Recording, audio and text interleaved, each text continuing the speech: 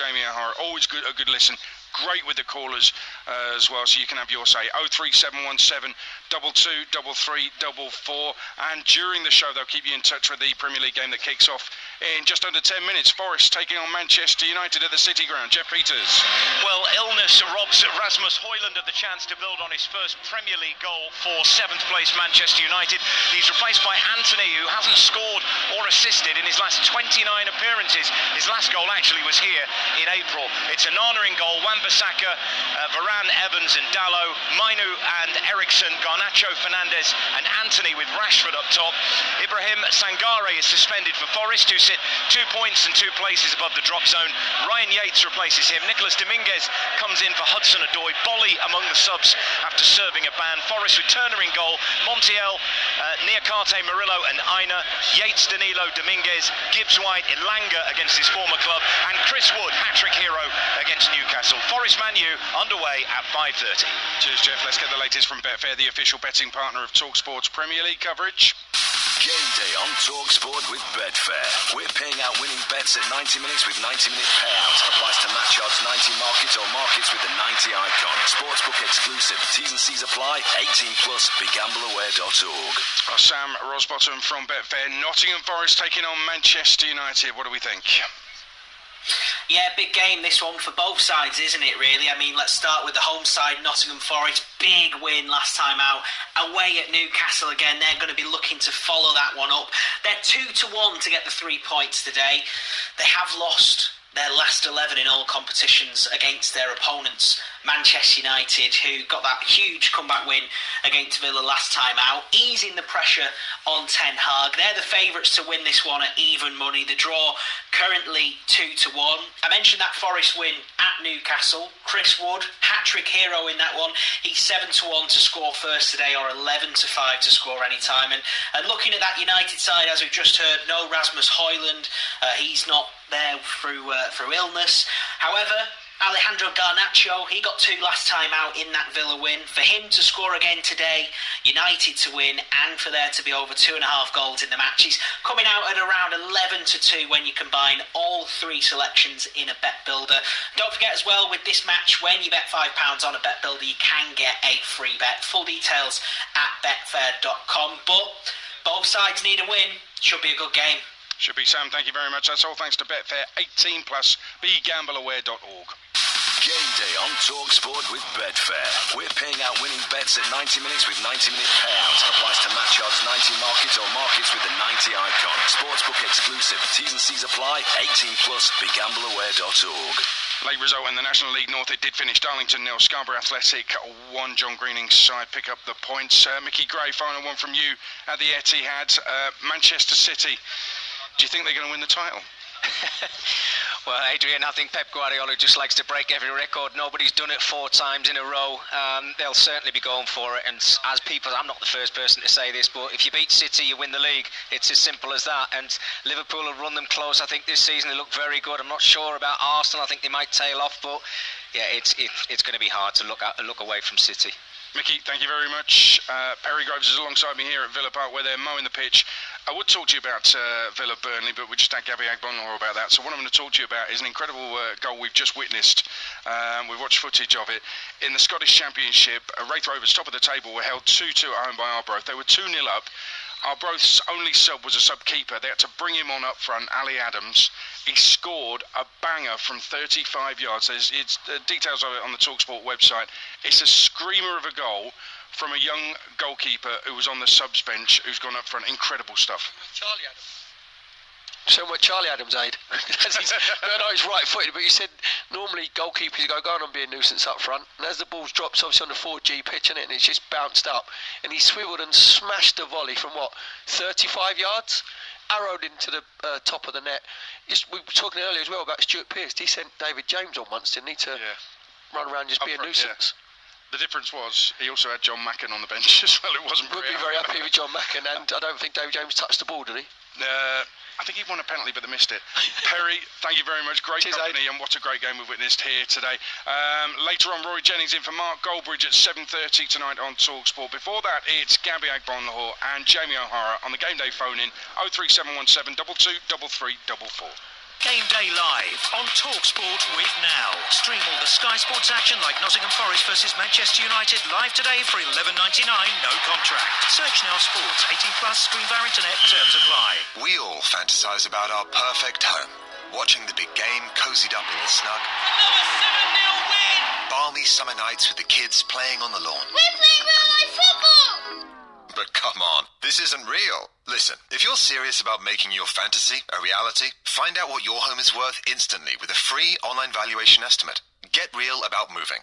Get on the market. Most common time to obtain an online quote between 1st of June 2022 and 30th of September 2022 is under 3 minutes. Excludes Northern Ireland. Y'all ready for something new? Just eat. Oh, you thought it was just burgers and fries. They got more flavors than you tasted or you heard in your life. Yummy.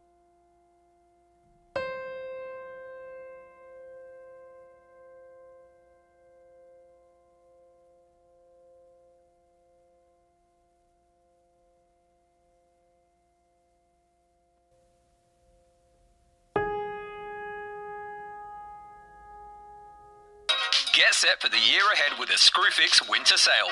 It's on now and packed with savings on trade essentials. From unmissable low prices on power tools, storage and landscaping, to must-have deals on hand tools and workwear.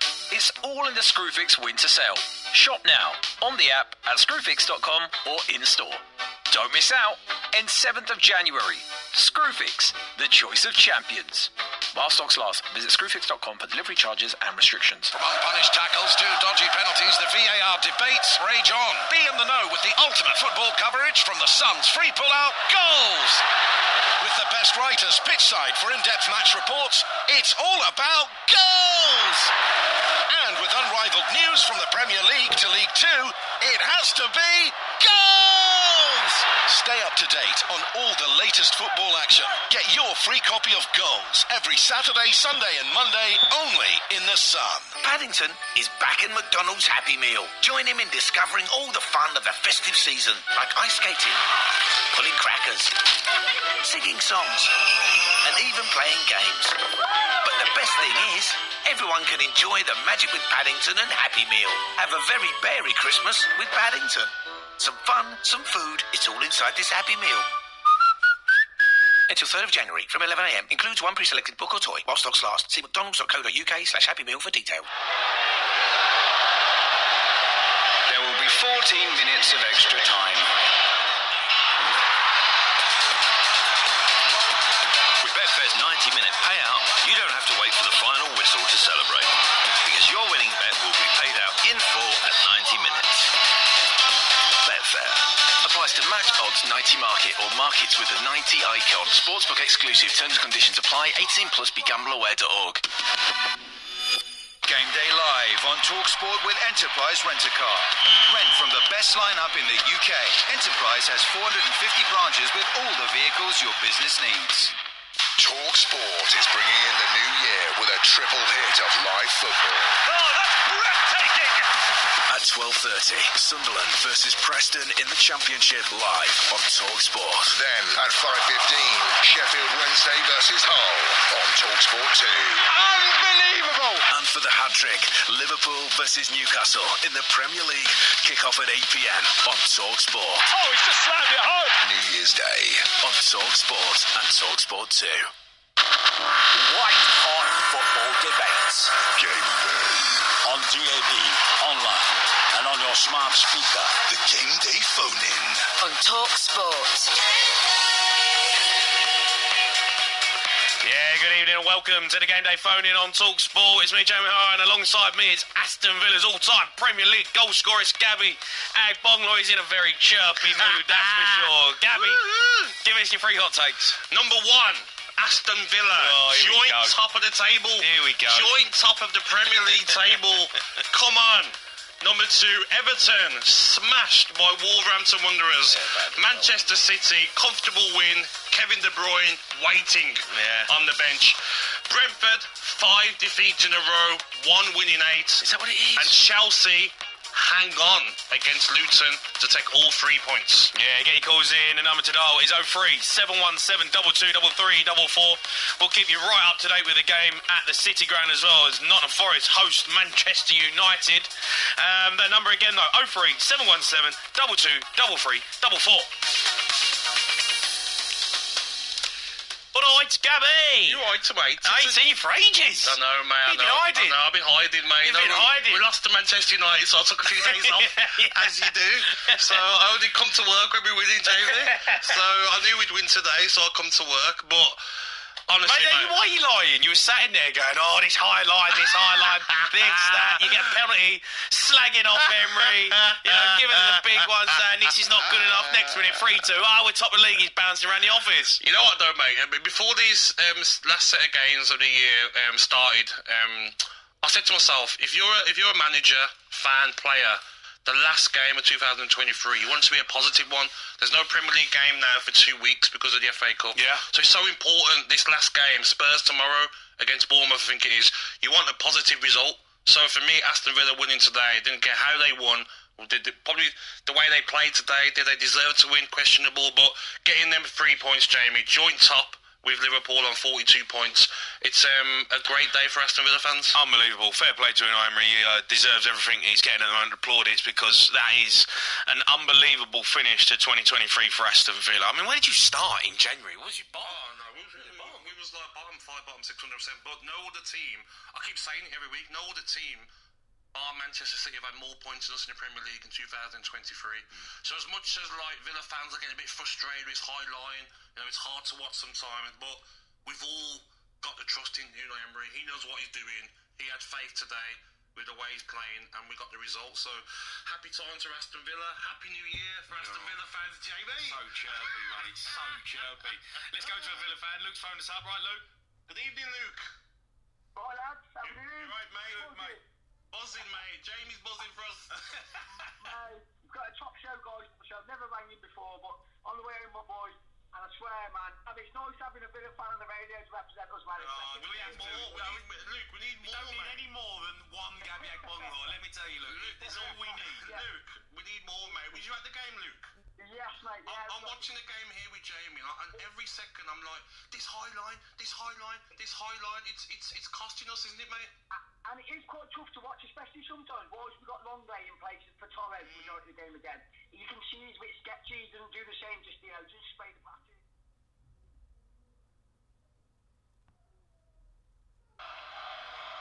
So they will pass it out from the back again. Nottingham Forest with a deep turner, and no particular pressure there. Has passed it straight out of play, way above Montiel's head for a throw into Manchester United. That's good for Manchester United. They've set the press high. It's something that they've obviously looked at under Nuno. Nottingham Forest have looked to play out, and the goalkeeper already 5 minutes into the game has come under pressure twice from the high Manchester United press. Yes, he's looked unsettled already. Matt Turner, the American World Cup goalkeeper, as Yates wins a free kick.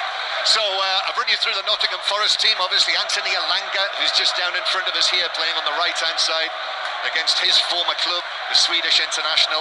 And Manchester United, no Rasmus Højlund. If you haven't been listening over the course of the last hour, Rasmus Højlund, what a blow for him, Paul. Not able to play today because of illness, just 4 days after all of that outpouring of emotion when he scored that first Premier League goal for him. Well, as we know, strikers thrive on goals, don't they? And it was a true vintage Manchester United performance at Old Trafford. The comeback win against Aston Villa, and for him to get on the score sheet, you could see what it meant to him. And as a striker scoring goals, he'd want to play and he'd want to continue. His absence gave Marcus Rashford an opportunity down the middle today. Yeah, and Anthony back in the team. This is where he scored his last goal for Manchester United in April. Manchester United have won their last 11 matches in all competitions against Nottingham Forest. But Manchester United, who've not scored in their last 3 away matches. The man who scored their last away goal, Scott McTominay, is on the bench again today. So the Manchester United team, Onana, Wan-Bissaka, Evans, Varane and Dalot, then Menu and Eriksen, with Bruno Fernandes in that advanced role, Anthony, who is on the right, Garnacho on the left, and Marcus Rashford through the middle. Rashford still just the 2 goals this season for Manchester United. Nottingham Forest, who are defending the Trent end, which is to our left, Danilo just chipping the ball away. Here is Dominguez, who had that early chance. Now the overlapping run down the left wing from Ola Aina, who's carried it a long way. Little pass towards Wood on the edge of the box. Turns, faces the penalty area. A left foot shot is over the angle of post and bar and lands in amongst the Manchester United fans behind Onana's goal. Well, he's full of confidence, Chris Wood, isn't he, after his goal-scoring exploits at Newcastle. But Aina there down the left-hand side, Nuno showed real intent. We looked at the side, we looked at how his formation would be before the game, but it's coming quite apparent he's playing a 4-3-3. He's attacking Manchester United. Aina there got on the outside, into Wood. His first thought was turn, face the goal. Even though it was on his left foot, he still had a strike at goal. Yes, and it's we were told by Colin Frey from BBC Nottingham before the match, he said he sees all of the Forest games, he knows it inside out. He said he couldn't see Nuno moving Gibbs White away from the central position where he's been playing so well recently. And the way he played at Newcastle, you could see that he was a huge part of the result there. Chris Wood got the goals, but if you watch the game and you see Gibbs White's performance, but not just at Newcastle, he's been performing really well in a team that's been performing poorly. Yeah, the question is, who took most confidence from their previous performance, whether it was Forest at Newcastle when they really silenced St James's Park, or whether it was Manchester United, the way that they came back to win 3-2 from 2-0 down on Boxing Day night. When these sides met earlier this season in August, Manchester United also came back from 2-0 down, you might remember. They were 2-0 down after only 4 minutes of that match, yet were able to win it by 3 goals to 2. But those sort of thrills for Manchester United have been, for their supporters, far too few apart, haven't they? Well, I think that's the thing with Manchester United, it's consistency. It's putting a run of games and results together. Far too often they had poor performances, poor results, and then put in a performance and got a result. They were poor against Luton, they won at Everton. They lost to Bournemouth, but then they put in a really good performance at Anfield and drew. They lost to West Ham, and then they go and win against Aston Villa. You just want the consistency there from a Manchester United point of view. If you look at that pattern and go by the recent pattern, they're due to get beat today. Well, we'll see. Here's Aina, who can't reach the pass that was delivered to him by Murillo down the left wing, so it's out of play for a throw into Manchester United. Yes, when I saw them win at Goodison Park, when the atmosphere there that day, because that was the first match for Everton after the points deduction had been announced. They played well. Garnacho scored that amazing goal. You might have thought that was going to be lift-off, but not so. That's the last time they won away. As Forest with a run into the penalty area from the left-hand side that Manchester United snuff out, but Danilo with his bleached blonde hair in central midfield gives it to his right to the captain Yates. Now here's the World Cup winner Montiel on the right-hand side. And then Forest go back into their own half, and the central defenders Niakate and Murillo together. Willy Bolly is available today, but only on the substitutes bench. Gibbs White might have just been caught there by Menu, but Montiel took it on and crossed, and there's a deflection behind for a corner to Forest, this time from the right-hand side. Some real intent again from Forest. The first thought is to try and break the lines, get it into Gibbs White that time. He gets the ball out to the right-hand side to Montiel, gets in behind, tries to put the cross in, concedes the corner. Gibbs White seems okay, hobbling over to take the corner. I think he's okay. I think it was just one of those where Menu, when he went into the challenge, maybe just stepped onto his instep. And I think he's all right. And he eventually gets there. Morgan Gibbs White, who Nuno knew well from Wolverhampton Wanderers, but he's a different player now, and he's an older player as well, 23 years old, very much a part of the good things that Forest do.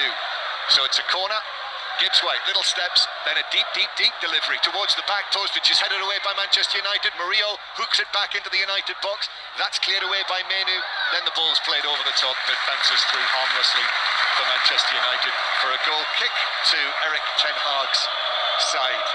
He's standing right on the edge of the pitch at the moment.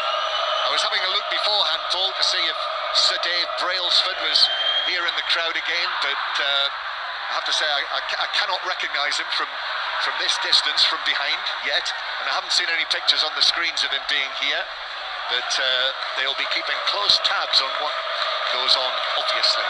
Absolutely, I think footballing decisions now as Jim Ratcliffe coming in. It's a huge point for Manchester United. Gallo pushing well up after the clearance from Onana, tried to lay it off to Rashford, but Forest have got it back, and here is Alangar against his former club, skips infield, goes past the challenge from Eriksson, gives it to Danilo. Now here's Aina on the left-hand side, the former Chelsea youngster, passes it down into the full-back position. Elanga's continued his run, crosses to the near post. Varane very nearly puts the ball into his own net. He stuck a leg out at it at the near post. Onana was coming. That took it past him and across the 6-yard box. And thankfully, from their point of view, wide of the far post and away. Well, it's Elanga's pace down that left-hand side, not the right this time. He got down the left-hand side, put the cross in, and the communication between Varane and Onana wasn't there. The goalkeeper's come full stretch at his near post. Varane stuck a leg out. Unfortunately for him, it's hit the top of his knee, looped over his goalkeeper and gone harmlessly wide. And they have now switched over, haven't they, these days, Varane and Evans. When Evans came in to play alongside Varane, Evans strangely played on the right side and Varane on the left. But now they've turned that around. And I suppose that's on the basis of training together, because this is, I think it's 10 different central defensive partnerships Manchester United have had. But surely that's only the basics. I mean, you've got a right-footed centre-half and a left-footed centre-half. Why not play this way? Well, it did seem odd, didn't it, when they started off that way. But anyway, they are where they are now. Here's Eriksen playing the ball out towards the right-hand side. Still no Luke Shaw for Manchester United today, no Martial either. He's on the unwell list. Amrabat is also still absent, injured, as Manchester United play it forward towards Menu. Now the ball in from the right-hand side from Anthony. It breaks to Fernandes. Low ball in across the edge of the 6-yard box. Garnacho is in there. Defender is as well with him. And he, in the end, threw himself at the ball but couldn't get a touch. However, Rashford crossing from the left-hand side into the box. Garnacho back to goal on the edge of the area. Wan-Bissaka now to Fernandes. Fernandes looks to the right-hand side to Anthony, but the pass was just a little short. And Aina was able to play it into Anthony, and it bounces behind for a goal kick. And it is Nottingham Forest 0, Manchester United 0. This is BBC Radio 5 Live on this Saturday evening.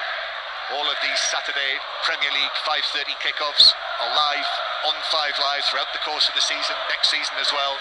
And you can also hear us if you're on the move tonight, if you're heading out on this holiday weekend, you can follow us all the way there to whatever you're doing with BBC Sound. Ball on the halfway line.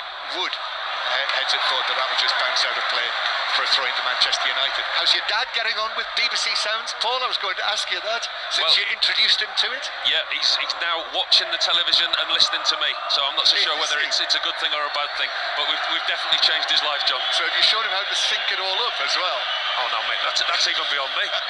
That's one of the children's jobs in the house. That's the tricky bit. That is the tricky bit. But it is possible, boys and girls, as Manchester United win a free kick near the halfway line for a foul on Rashford. As ever, it's going to be interesting to see Marcus Rashford, how he performs today in the central role in the absence of Højlund. Big second half of the season. That's where we are now. Kicking off today for these two clubs, their 20th Premier League match of the season. So second half of the season. I mean, he was amazing, wasn't he, when he got back from the World Cup in the second half of last season? Oh, I mean, you look at his form last year and you look at what Manchester United did as a team last year, where they finished in the league, the trophy in the cabinet. Marcus Rashford looks a completely different player, but he's playing in a team that is struggling as well, struggling for performances and struggling for goals. I've seen him in an England shirt this year as well when we did the England game against Australia.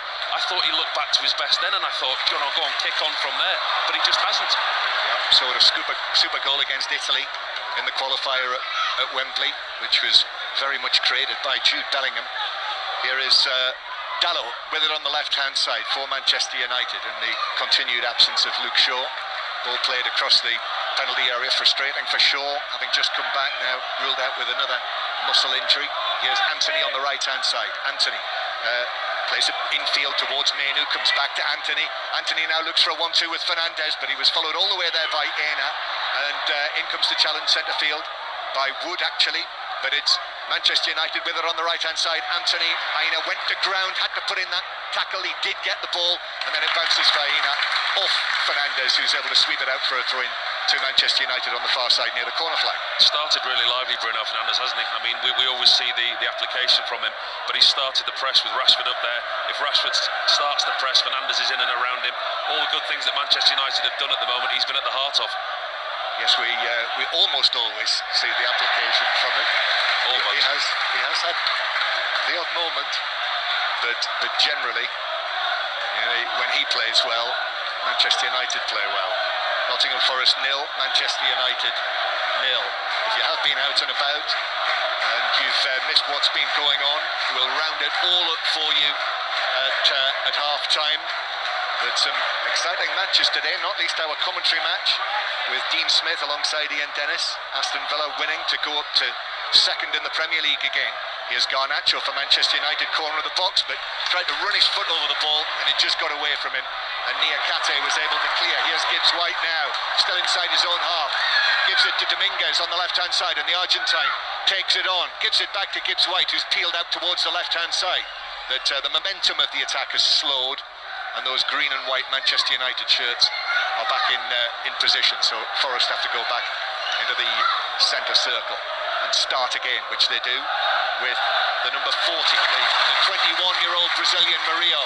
Ball played down the left-hand side. Aina, he's got lots of time and space there. Looks up, here's the cross, but he's overhit it over the 6-yard box. And actually it's kept in play by Montiel on the right-hand side. Now Yates, back to Niakate, then Danilo, back to Murillo, the solidly built central defender. And then from Dominguez out to Aina again. Good confidence from Nottingham Forest, knocking the ball around inside the Manchester United half. Forest, who, despite the win at Newcastle on Boxing Day, are still just 2 points above the relegation zone. Here's Niakate, who's going to have a wander forward and then overhits the pass. Montiel, he won't be able to reach that, no, it rolls into the advertising hoardings down in the corner to our right. So still 0-0, goal kick. I was amazed at how much space that Aina got there. It was a fantastic ball to play him through by Dominguez, but he was in so much space down that left-hand side. He was able to take a touch, bring it to the edge of the box, get a crossing. It came to nothing, but just the ease that Nottingham Forest got in behind Manchester United, in behind Wan-Bissaka. He got sucked into the midfield far too easily. So 0-0 here. Aston Villa won, Manchester City, the champions, won against Sheffield United. So Manchester City now currently just 2 points off the top. Liverpool play on Monday night against Newcastle, so Arsenal can go top tomorrow. That's the 5 Live commentary tomorrow from 2 o'clock. Arsenal at Fulham as Manchester United come forward. Dalot plays it infield towards Fernandes, but that breaks down. Forest up towards Wood, can stop him. A good distance, fortunately it bounced to a teammate, Dominguez, and now Yates is going to carry the ball forward down the right-hand side. That's a clear nudge from Elanga into the back of Johnny Evans, helped him over with his forearm. Evans went down, and it's a free kick to Manchester United at the back. You know, there's a real noticeable difference when Manchester United track back. Garnacho works so hard to track back to help his defender. You look in front of Dalot, he's tracking back, he's putting in tackles, but as he's doing that, I'm looking across the other side of the pitch. Anthony stood on the halfway line, no tracking back, no sign of defending, getting into shape. He's just stood on the far side. I mean, whether that's something the manager's told him to do, whether he's there as an out ball or not, but it's quite glaringly obvious that his lack of contribution going back towards his own goal. Yeah, yet to score or assist this season in 20 appearances. So that goal that he scored here in April, that is the one goal that he scored in his last 36 Manchester United appearances. As Manchester United give it away, carelessly playing out from the back. Dalot though steps in. Eriksson surrounded by red and white. Forest have got it back again. Dominguez now here to the right hand side. Ball played infield by Elanga. Goes back centrally to Danilo, who has a look over his shoulder before he passes it to the left hand side to Aina, who's seen a lot of the ball in these opening almost 20 minutes. Aina over there on the far side seems to have on a pair of particularly baggy white shorts, or is that just me? As Murillo has the I don't think there's too much baggy on Murillo. He is a solid individual. Here's Niakate, then back to Montiel, who will go all the way back to goalkeeper Turner. Yep, earlier today, lunchtime, exciting matches. Luton 2, Chelsea 3, and Celtic winning the Old Firm match 2-1 against Rangers. So first defeat for Rangers finally under Philippe Clement. And then 2 other big games in the Premier League. Crystal Palace winning 3-1 against Brentford, so that's 5 defeats in a row for Brentford. And Wolves winning again 3-0 against Everton, so that's 4 wins in a row for Wolves. So we'll have more on all of that at half time, and of course I'll let you know when the lines are open to speak to Robbie Savage and Chris Sutton on 606 tonight. Manchester United with the ball inside their own half. Ericsson just rolls it over the halfway line. Dalot is going to be able to get his head down and attack the Forest defence. Gives it square to Mainu, square again to Fernandes. Now into the box to Anthony. Overlap from Wan-Bissaka, but that's blocked away by Danilo, and the ball will bounce out towards the far side. But Wan-Bissaka keeps it in. Good flowing move from Manchester United. That Anthony in field towards Ericsson, then Anthony to Dalot, but Elanga was able to put in the challenge. However, Anthony's continued to move across from right to left, and he won it back, gives it to Rashford, who carries it out towards the left wing. Marcus Rashford, goodness knows why he's been booed by the Nottingham Forest fans, and then it's lost by Garnacho. So Forest through Montiel can play it to the halfway line where Johnny Evans leans forward, heads it. He might have been shoved over by Wood there, but he got to it. Anthony misses his pass to Fernandes, so Forest have got it back, although Yates stretches, can't reach it, so Manchester United in possession again. Wan-Bissaka 30 yards out, a high crossfield pass onto the head of Montiel, and Yates lifts it to the halfway line where Manchester United resume possession again. Still 0-0 if you've just joined us here on this dry, slightly nippy night in the East Midlands. Anthony back in position on the right-hand side. Wan-Bissaka is there, but Forest now back in their positions. Long ball over the top for Bruno Fernandes on the right-hand side. Thought about crossing it, but Danilo was there with him. Anthony on the right-hand side, ball at his feet, just drags it, gives it infield towards Mainu, whose initial touch was heavy, and that meant that Forest should have been able to clear. But Ericsson has it back for Manchester United. And then Bruno Fernandes receives it from Anthony, tried to hit a pacey pass into the penalty area towards Garnacho, who was the man through the middle at that point, and then a free kick for possibly a handball by Anthony. Free kick to Nottingham Forest. Paul Robinson. Well, Manchester United enjoying their first real spell of sustained pressure there. They put a couple of decent moves together, and it's Wan-Bissaka getting down the right-hand side, interchanging with Fernandes.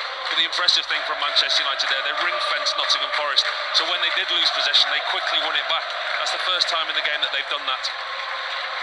So still 0-0.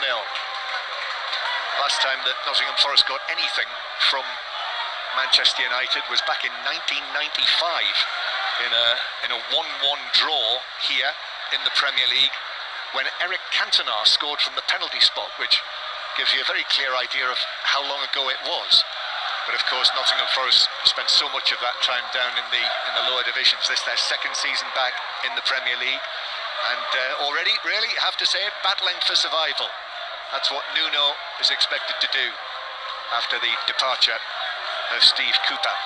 Forest on the back foot. Manchester United playing it back to Evans in the centre circle. He just taps it to his right to Varane, and Varane, as the wind just begins to get up as well, I notice the players' shirts showing us that, as Wan-Bissaka as well takes a little weaving run which takes him close to the edge of the penalty area. Bruno Fernandes with a cross, left-footed. Murillo leaps in. Ericsson tried to slip it through towards Rashford on the edge of the box. That didn't work, intercepted. Aina just hoists it up in the air. Yates heads it away, and Manchester United at the moment have just assumed control, Paul. Yeah, it's just got a little bit scrappy, hasn't it? Manchester United having good possession in front of the Nottingham Forest back four, but when they do lose possession, they give it away very quickly again, Nottingham Forest. Manchester United doing well with a high press. Yep, that promising opening from Nottingham Forest is just threatening to fade away. Here's Dalot, and then Ericsson with a pass. That was hit at pace to the edge of the area. That might well have been a foul. It was by Johnny Evans, who just threw himself into the challenge with Wood, who is congratulated by Dominguez for winning the free kick. Free kick to Forest just outside their own box. Yeah, going back to what you said, John, about Nottingham Forest, and the bottom, you look at the bottom of the table, they're only 2 points over the bottom three. Nuno has to keep them in the Premier League. I mean, it's the second season, like you said, in the Premier League. What is their expectation? For me, the hardest season is the second season, to establish, to grow. Obviously, Steve Cooper fell foul of the owner wanting progression, wanting a top half finish. You can understand the amount of money that he spent. He wanted to see progression on the pitch. But for me, the second season is the hardest one to, grow as a club and stay in the Premier League. But Nuno has been given the same task as what Steve Cooper had. Yes, I'm not sure if he's here. The owner, Evangelos Marinakis.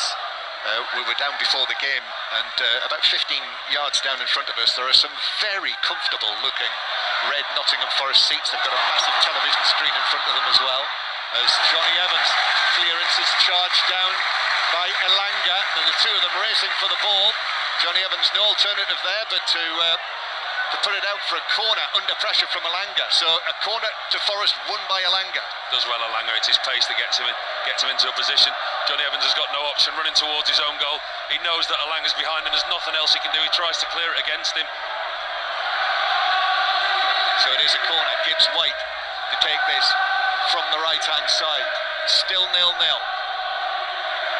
Gibbs White stares infield. Just waits. There's the raised left arm.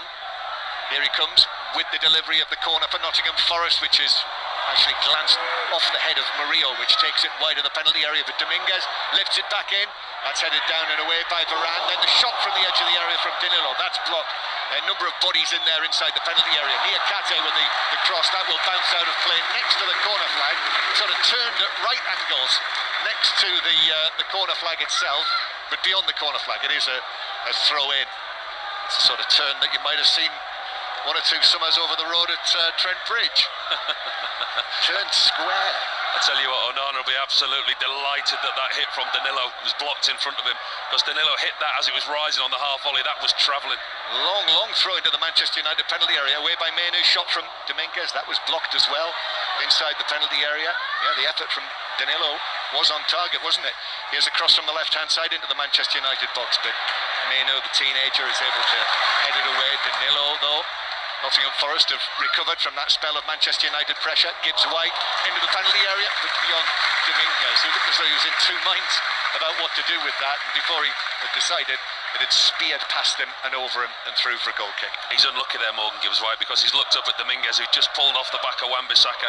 They're getting a lot of joy down their left-hand side, Manchester United's right-hand side of Nottingham Forest. Wan-Bissaka's quite often isolated on his own because Anthony's not giving him any support or any kind of defence. Hence the reason what you said about Aina getting in earlier. Wan-Bissaka is isolated because of Anthony's lack of tracking back.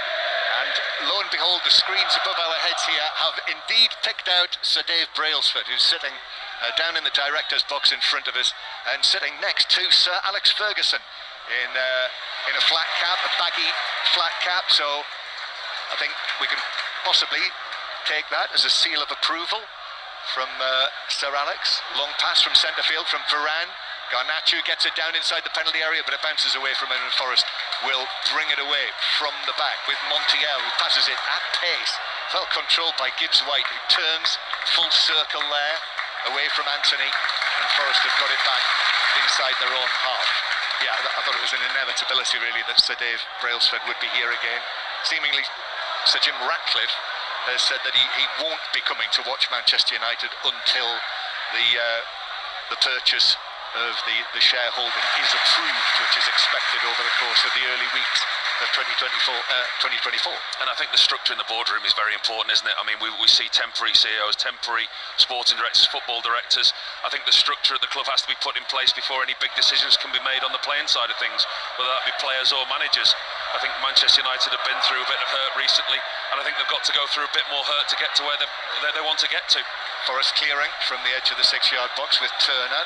Just threatened there for a moment, Forest, to present the ball to Manchester United, but they were able to clear it away downfield. So Sir Dave Brailsford watching on, and of course there is also the chief executive, Jean-Claude Blanc, who seems that he will be very much a part of things, getting a role on the football club board of Manchester United, the former Juventus chief executive. So change is on the way, but as Paul Robinson says, the expectation is that it's a long process. Forest with Danilo. He was under pressure from Fernandes, and then it flicks Garnacho on the way out of play for a throw-in on the halfway line. 0-0 the score, throw-in Forest. There's a lot of Manchester United players can take a look at Garnacho. You look at the way that he applies himself every week. You know, his hard work, his work rate, whether it's backwards or forwards, tracking back, helping his defender. He puts in a real shift as Garnacho. Throw in for Forest on the halfway line. Dominguez on the fall was able to pass it forward into the path of Aina, but Varane was able to move across and clear it out of play on the halfway line. Nottingham Forest with a throw over in front of the Brian Clough stand that Aina is going to take. Again, they crank up the atmosphere. No, noise coming out of the Trent end, but the Manchester United supporters in good voice as well, as their away following very often is. Nenu heading the ball away for Manchester United. But it's quite congested over there on the far side. Referee Tim Robinson says it's a throw-in for the home side, which is taken back centrally. Danilo then with the pass right across field from left to right to Elanga, and Elanga rolls it back, and then a curling shot on the edge of the area from Yates. He's trying to get a bit of bend on that, but got underneath it and sent it curling up by 3 or 4 yards over the top of the bar. Yeah, it's a good opportunity. He's in a good position on his right foot, just as you say, leans back and just gets under it. The funny incident there, John, while you were doing your commentary. Fourth official, Anthony Taylor. He looks very, very much like Erik ten Hag stood in front of us. They've both got 2 long black coats on, the 2 bald heads, and the Manchester United substitutes were warming up to the right-hand side. And I just caught a glimpse in the corner of my eye, and it looked to me like Erik ten Hag was just off walking down the touchline, but it wasn't. It was the other one. It was the other one. It's the other one.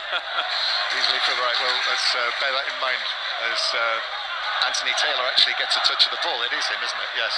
Anthony Taylor, who just taps it to Dalot, who takes the throw down the left-hand side, still 0-0. Montiel arrives and very nearly finds the back of the stand to our left. He arrived at pace and absolutely clattered it up to the back of the stand. That was a bit of old school defending, wasn't it? When the managers say to you they can't score from the back of the stand. No, exactly. Throw in for Manchester United. Dalot gets it back into the edge of the penalty area. Oh, lovely footwork from him. Then to Eriksson. Wan-Bissaka to shoot. It's deflected, which took the pace off it, and the ball just ran straight through to goalkeeper Turner, who was able to take a couple of big strides forward and gather the ball up. So 0-0 it is. I mentioned Trent Bridge as well, Paul. Referee Tim Robinson. Of course, Tim Robinson was a famous name over the road for many years. One of the better Nottingham Forest opening batsmen, and in England as well with Chris Broad. But as far as I'm aware, not related. Menu in on the challenge, and Danilo is caught in there. But actually, the free kick has gone Forest's way, so Menu's injured himself, stepping in on Danilo. He's come off worse. Danilo's okay, he's just wandering around, and it's Menu who's down. Yeah, Danilo gets the ball first, and he just gets it away. And Menu's gone in. It looks like he just caught him, but his foot's at a really strange angle, and as he's gone to tackle him, I think he just hurt himself. He slid into the challenge with Danilo, and actually it was as Danilo swiped at the ball with his foot that he caught. He's caught the top of his foot, hasn't he? He's caught the top of Menu's foot. As Danilo's passed the ball away, he's kind of kicked the ball through, and he's caught the top of his foot that was sticking up at a strange angle. It's okay, he's back on his feet, he'll be alright. 18 years old. You just shrug that off, don't you? It's a 4th consecutive start for Menu, who's done well, hasn't he? The academy youngster who's had to come into the team. You know, Erik ten Hag obviously has liked what he's seen, did have an ankle injury early season, but this is only his 7th competitive start of what we hope for him will be an excellent career, and he's all right. And we've got rain now. That's what that increase in wind was all about. The wind increased, and now the rain has arrived here next to the River Trent. Nottingham Forest 0, Manchester United 0. BBC Radio 5 live. Entering now our final commentary matches of 2023. Got 2 more for you tomorrow. Both of the Premier League games tomorrow will be on 5 Live and Sports Extra. Good ones as well. Fulham Arsenal I've mentioned, but also Tottenham against Bournemouth. Very interesting game after recent events. Bournemouth, the informed team coming into this round of matches. Yeah, and Ange's high line against a Bournemouth team playing the way that they do with Dominic Solanke in the form that they're in. I think there's one thing that you guarantee tomorrow is goals. Yep, so that's on Sports Extra. Fulham Arsenal on 5 Live. And throwing to Manchester United down in front of us. That rain is really swirling around, banks of rain we can see sweeping around the stadium. They were advertising membership for Nottinghamshire County Cricket Club, I noticed, on the wall over the way. On a day like this, it feels very appealing to sit and watch cricket at Trent Bridge on a summer sunny afternoon. Garnacho and Montiel are just being spoken to by referee Robinson to throw in. The Dalot takes down the line, comes off Rashford. Garnacho went in with his foot up there, but got the ball, but Forest were able to clear it away downfield. It's been a bit scrappy at times, in all honesty, Paul. Do you know what, John? That's exactly what I was going to say. I mean, we went in waves earlier on in the game, didn't it? Nottingham Forest seemed to have a good spell. Manchester United seemed to have a good spell. They took it in turns, but now the last 15-20 minutes or so, the game has got a bit scrappy. There's been really very little end-to-end goal-mouth action. The game's all been played in the middle of the park, with both teams sacrificing possession after little time in possession. That's the former England goalkeeper Paul Robinson with us here, watching Nottingham Forest 0, Manchester United 0. Niakate for Forest lifts a high pass out of our sight. Actually, it disappears above the edge of the roof, comes back down, gives White, then Bruno Fernandes into the challenge. Ooh, and likewise, Dominguez slides in for a 50-50 with Wan-Bissaka, and the ball bounces behind. Referee Robinson, well placed, immediately said goal kick. Yeah, the referee's in the perfect position to make the decision there. But once again, what makes me laugh, Fernandes is back doing Anthony's job. You look in front of Wan-Bissaka where Bruno Fernandes is, defending for his team. He puts in a tackle in a really crucial area. Bruno Fernandes is there, he turns around, looks up at the halfway line, and Anthony, who should be there, he's had words with him because he's back doing his job. Yeah. I mean, you did suggest it initially that, you know, although are they the instructions that he's been given by Ten Hag? Or is he just not doing it? Here's Dallo on the left-hand side, Garnacho again with Elanga. I think we're okay. Got a little bit of Steve Crossman there. I think we're back. We are back. If ever indeed we're away. Nottingham Forest 0, Manchester United 0. Rashford. Now Varane on the right-hand side. Ball in towards Rashford. Rashford does well. Takes on and beats Danilo. Then plays it into the penalty area to Anthony, but too many red shirts in there. And in the end, it's Dominguez actually who comes out with the ball and then passes it into the path of Elanga, who's beaten to it by Dallo, who is able to steer it all the way back to the goalkeeper. That's the first real bit of quality we've seen from Marcus Rashford there. Gets himself into a really good position down that right-hand side. Very direct, first thought, get in the box, get to the byline, and he looks up, he cuts it back, he just doesn't cut it across the goal. He looks up and he finds a pass, he finds Anthony 12 yards out, but he's quickly stifled out. See, that's what I've found frustrating when I've watched Marcus Rashford this season, and that you will see flashes like that of really what he's capable of, but for whatever reason for Manchester United, it's not able to all add up to the Marcus Rashford that we saw last season. But here's Evans playing back to the halfway line. If you've just switched on, no Højlund for Manchester United today because of illness, so the young Dane is absent. We'll have to see if he's back for Manchester United's next match, was actually in the FA Cup, the third round of the FA Cup on the Monday night, when they will go to Wigan. We will bring you commentaries all across the many days of the FA Cup third round here on 5 Live. I'm very much looking forward to Sunderland against Newcastle next Saturday lunchtime. Is that where you are, John? Are you going up north? Yes, I am. Well, you can tell us in a moment where you're going, because here's Anthony on the right-hand side receiving it from Rashford. Anthony up against Aina. Ball stationary, then he's off again. Quick feet, goes to the byline. Aina follows him there and actually shepherds him out to the far side. And in the end, the ball runs out of play. Final touch off the Forest man to throw into Manchester United. Well defended. Ola Aina, the summer signing from Torino. Was at Fulham last season, you might remember. Throwing is taken and then offside against Wan-Bissaka in a free kick to Forest. It's a really poor one from Wan-Bissaka there. I know he's not a forward-thinking player, he's not an attacking midfielder, but he's in a position where he's looking all the way across the line. He can see the whole of Nottingham Forest back four. He's in a position where he shouldn't be offside. So it's a free kick to Nottingham Forest.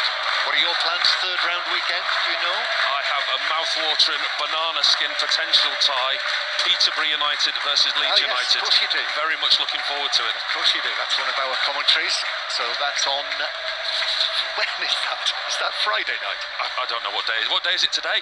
It's that time of year, isn't it, when you lose track of days? It's Saturday. No, it's Sunday. What, today? No. Oh, when the Peterborough match is. And that was Phil the engineer who sorted that one out for us. Thank you, Phil. Nottingham Forest 0, Manchester United 0. Anyway, you see all the fixtures on the BBC Sport website on the football pages to find out exactly when they are. Forest win a free kick over on the far side. Mainu and Yates just sort of bounced bodies together. There wasn't a great deal in that, but it's given us a Forest free kick. Over on the left-hand side. So it's not been, the quality hasn't been great in this match. Still 0-0, not helped by the weather conditions. It's a blustery day next to the river here on the south side of Nottingham. But it's certainly, there is plenty of room for this to improve. Free kick for Forest. Out on the left-hand side, 15 yards inside the Manchester United half. So a very, very high line held by Manchester United, who then drop back into place as the free kick is taken short. Gibbs-White lifts it forward. Really not seen much of Gibbs-White. That's probably one of the reasons that it's not had too much quality to it. And in the end, Murillo just touches the ball out of play under pressure from Dalot. So it's a throw into Manchester United halfway inside their own half. I've actually not made a note, Paul, in terms of good goal-scoring opportunities. Well, I think approaching half-time as we are, I think both managers will go in at half-time. Neither will be particularly disappointed with anything they've seen, but both will be asking for more from their sides. Can't remember, well, there hasn't been a real goal-scoring opportunity, other than the possible own goal where Varane took it off Onana's hands. But other than that, there's been no really close, good attempts. But like I say, both managers will be pleased with what they've seen, but both will demand more in the second half. So it is very 0-0, and Turner with a pass which asked a lot of Aina, but leaping, kept it in with his head right next to the touchline, and then it was driven forward for Manchester United by Wan-Bissaka, but straight out of play for a throw-in to Forest inside their own half. So still that goal that McTominay scored in Istanbul back on November the 29th is the last time Manchester United scored away from home. So they've not scored away this month. Dalot jumps and heads it above Dominguez, and then Montiel lifts a high one forward to Chris Wood. He's not really had an opportunity to add to the 7 goals that he scored this season, the New Zealand striker, and he didn't have much chance with that. Stretching just put it out of play for a throw in to Manchester United inside their own half, which is taken and lost. Garnacho challenged on the halfway line. Here's Gibbs-White, pulls the ball away from Menu, gives it now to the edge of the penalty area. Alanga with a burst into the box, defenders either side, and he's managed to play it off one of them, and it is a corner to Forest. Well, really good central midfield, number 10 play from Gibbs-White. Dominguez rolls the ball into him. He doesn't take the ball on his first touch, but he shapes his body in a way where he can get round Bruno Fernandes, and he immediately opens up the pitch. That left-hand side for them in front of Wan-Bissaka, another problem for them. He plays the ball wide and they get yet another corner. We did wonder about the Forest system today, with Hudson-Odoi only on the substitutes bench. And there Alanga again, as he has done occasionally, turning up on the left-hand side as opposed to the right. And he won that corner against his old club. So Forest to take this from the left. Gibbs-White waiting again. We're seeing the Onana crowded, and probably 10 players inside the 6-yard box. Yeah, what you were saying there, John, about Alanga on the left, that's something that they've changed Nottingham Forest, because he did start on the right, and the point that we make about Anthony and his lack of tracking back and how exposed Wan-Bissaka's been, that's why Alanga's playing out on Nottingham Forest's left-hand side. Possibly 13 players inside the Manchester United 6-yard box as they defend this corner. Gibbs-White raises his arm in front of the Manchester United section. Gibbs-White with the corner, in it goes, and Nana comes and gets a really strong uppercut on that. That was a real haymaker. He almost reached the centre circle, played back in for Forest, headed across by Yates, and then Alanga tried to tee up a teammate on the edge of the area, but there was no one there in a red Nottingham Forest shirt, and it's Manchester United who break. We're in the 45th minute of the first half, and Dalot wins a throw-in on the halfway line, and very soon we'll be seeing Anthony Taylor. It is definitely Anthony Taylor, because he's holding the electronic board, who will show us how much there is to play at the end of this first half. But it's been in the main, and there's been lots of effort, of course. There always is lots of effort, lots of energy and intent in a Premier League match, but no end product. And Nana, clearing the ball downfield, has smacked it onto the side of Chris Wood's head, who is 10-12 yards away from him. So that has bounced back for Manchester United. Wood's okay, although he'll have felt that. That's inexcusable from the goalkeeper. I mean, he's 10-15 yards outside his box. He's got the whole vision of the pitch in front of him.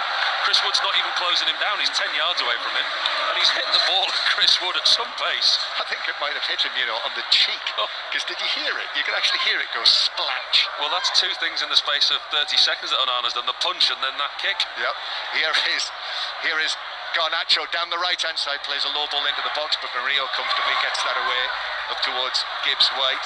So in added time, we've got 1 minute of added time, thankfully, at the end of this first half. Let them get in, reset, and start again and provide something a little bit better in the second half. Turner, long downfield for him. Varane comes for it, knees it out to Wan-Bissaka on the right-hand side, and then Fernandes goes back into his own half. So we'll round up, we'll hear more interviews, I'm sure, at half-time from the afternoon action, as Manchester United at half-time in this match. The lines will be open for 6:06 after the half-time break. We'll hear from one of Robbie Savage and Chris Sutton, I'm sure, who I suspect won't dwell on what we've seen so far, Paul Robinson. 0-0. No, it's been a tough battle for both teams. It's been a hard-fought game in the middle of the park. Very few goal-mouth chances at either end. But like I said earlier in commentary, it'll be a game where neither manager will be disappointed with what they've seen. Although it's not been a great spectacle for us or for the neutral, it's not been a great game, but their game plan, what they've sent their sides out with, have been executed. They'll want more from them in the second half. They'll want more urgency. They'll be looking for more in the final third. But both managers will go in at half-time reasonably pleased. But I'm sure Manchester United supporters will be talking again about their team's inability to create chances, while at the other end, closest we've come was the Varane slice across his own goal, and that shot from Danilo that was blocked by Wan-Bissaka. So we're hoping for better. Nottingham Forest 0, Manchester United 0 at half-time. Yep, couldn't get much worse. John, Paul, thank you very much indeed. Ineos' Sir Dave Brailsford is there at the City Ground, sitting next to Sir Alex Ferguson. The second half gains required are more than marginal. Quick reminder of the scores in the Premier League today. In the early kick-off, Luton 2, Chelsea 3. Then in the 3 o'clocks, Aston Villa 3, Burnley 2, Crystal Palace 3, Brentford 1, Manchester City 2, Sheffield United 0, Wolves 3, Everton 0. We will react to all of it after the news on 5 Live with Stuart Clarkson. Listen on BBC Sounds. This is BBC Radio 5 Live. The New Year plans of thousands of Eurostar passengers have been disrupted after all trains to and from London St Pancras were cancelled. Eurostar says it's extremely sorry for the problems which have been caused by a flooded tunnel in Kent. Russia says at least 14 people have been killed and more than 100 others injured in Ukrainian attacks on the southwest of the country. The Ministry of Defence in Moscow says the missile and drone strikes won't go unpunished. A source in the Ukrainian security services has insisted Kyiv was targeting military infrastructure. A man's appeared in court accused of murdering a 46-year-old man who was hit by a car while giving first aid to a stranger in Sheffield. Chris Marriott had been out walking with his family. Hassan Jahungar, who's 23, has been remanded in custody. He's also facing 5 counts of attempted murder. Opposition parties have strongly criticised Liz Truss's resignation honours list, which includes peerages for a Conservative Party donor and a former special advisor. Labour said the list was a slap in the face for working people, and the Liberal Democrats described it as shameless. And the actor Tom Wilkinson has died, aged 75. He starred in more than 100 films and TV shows, including Shakespeare in Love and The Full Monty. BBC 5 Live. The Voice of Sport 2024 on 5 Live and 5 Sports Extra. Coming soon. The Olympic and Paralympic Games. Euro 2024. The ICC T20 World Cups. Down it comes lunches. This has gone many a mile. And much more. Don't miss a moment. Listen on BBC Sounds. This is 5 Live Sport with Steve Crossman. On 5 Live. Listen on BBC Sounds. It is Nottingham Forest 0, Manchester United 0, half-time at the City Ground. It is so 0-0 that we don't need to think about it until the second half gets underway, when hopefully it's going to be much better. So let's hear about some of the games where we did have some drama. Crystal Palace have ended their long winless streak this afternoon after a 3-1 win over Brentford. They're now 13th, 6 points clear of the relegation zone. Roy Hodgson asked if he was happy, presumably he is, to finally see a win. Well, I am, because it's so long since we won a game. And you forget how difficult it is to win matches in this league, and when you haven't won for a while also. I think throughout the game I'm really happy with the way the team both defended and attacked, and it was an important game to win, and sometimes you're just happy to win them whatever the play. If you've won them and the play's been okay, that's a bonus really. You said pre-match that you hoped the crowd would be totally with you, and it was, when it got dark, it was one of those magical afternoons at Selhurst Park, wasn't it? Under the lights here, with everybody behind you. Terrific. The crowd's always with us here. You know, one game against Bournemouth when we, underperformed. Funny enough, Bournemouth were good that day, but the fans weren't expecting Bournemouth to be good. They were expecting us to be good and to beat them, and we weren't good. And they voiced their displeasure after that, and rightly so. I think they'd been entitled to. But I mean, in all of my 5 years or 5 and a bit years here, I remember very few instances where the crowd hasn't stayed with the team, hasn't tried to encourage the team. And when we go away from home, sometimes it's quite incredible that a small group of Crystal Palace fans out-sing tens of thousands more. So grateful to them for today, because they did pull us through in some difficult moments, and really happy that they'll have a new year now, having seen their team a little bit better placed in the league and having witnessed a good game. That's Roy Hodgson with John Roder. 5 defeats in a row then for Brentford. Here's Thomas Frank. It's always hard to take a defeat. That's also that's always very painful. Can't complain about the effort from the players or the mentality. The decisive factor today were the quality or the decisiveness in both penalty areas, where Crystal Palace, credit to them, showed quality. Because of that, they won the game. How worried are you about this run of successive defeats now? Prefer to win, but it's all about what we need to focus on is what we can do something about. That's the training, and then keep doing what we're doing in terms of the offensive play. Last 2 games we created a number of opportunities, so we need to do a bit more to put them in the back of the net. And in terms of the league, you have a striker coming back for your next Premier League game, Ivan Toney. How much difference could that make? You can see my smile. Looking forward to get him back. Obviously, he's a top player and also a big character, so we look forward to that. Elsewhere, it finished Wolves 3, Everton 0. That's a 3rd straight Premier League win for Gary O'Neill's side, and afterwards he spoke to Pat Murphy. Gary, I know you claimed some illustrious scalps this season, but what about that as a team performance? Yeah, my favourite performance from the group. Yeah, I thought it was excellent. I thought everything really good. So yeah, my favourite one so far. I thought today was going to be a real test. 3rd game in 6 days against a side in really good form with loads of good players. And we're a small group, so yeah, my favourite performance so far. And what's it like for you when they're saying, Gary, give us a wave, after the reaction to you in August when you've turned it round? Yeah, I just feel really grateful to them. I think they've spoken about it a lot. The crowd have been incredible to me and to the group this season. I was looking back for a few bits before the season, and incredible how many sort of pundits and people in the media had written us off, and written this group off before I was here, and spoke about us being relegated, which can still obviously happen. The way that the lads have responded to that and got together, and 28 points from 20 games is an incredible achievement so far. We need to keep pushing, of course, need to try and get as high as we can.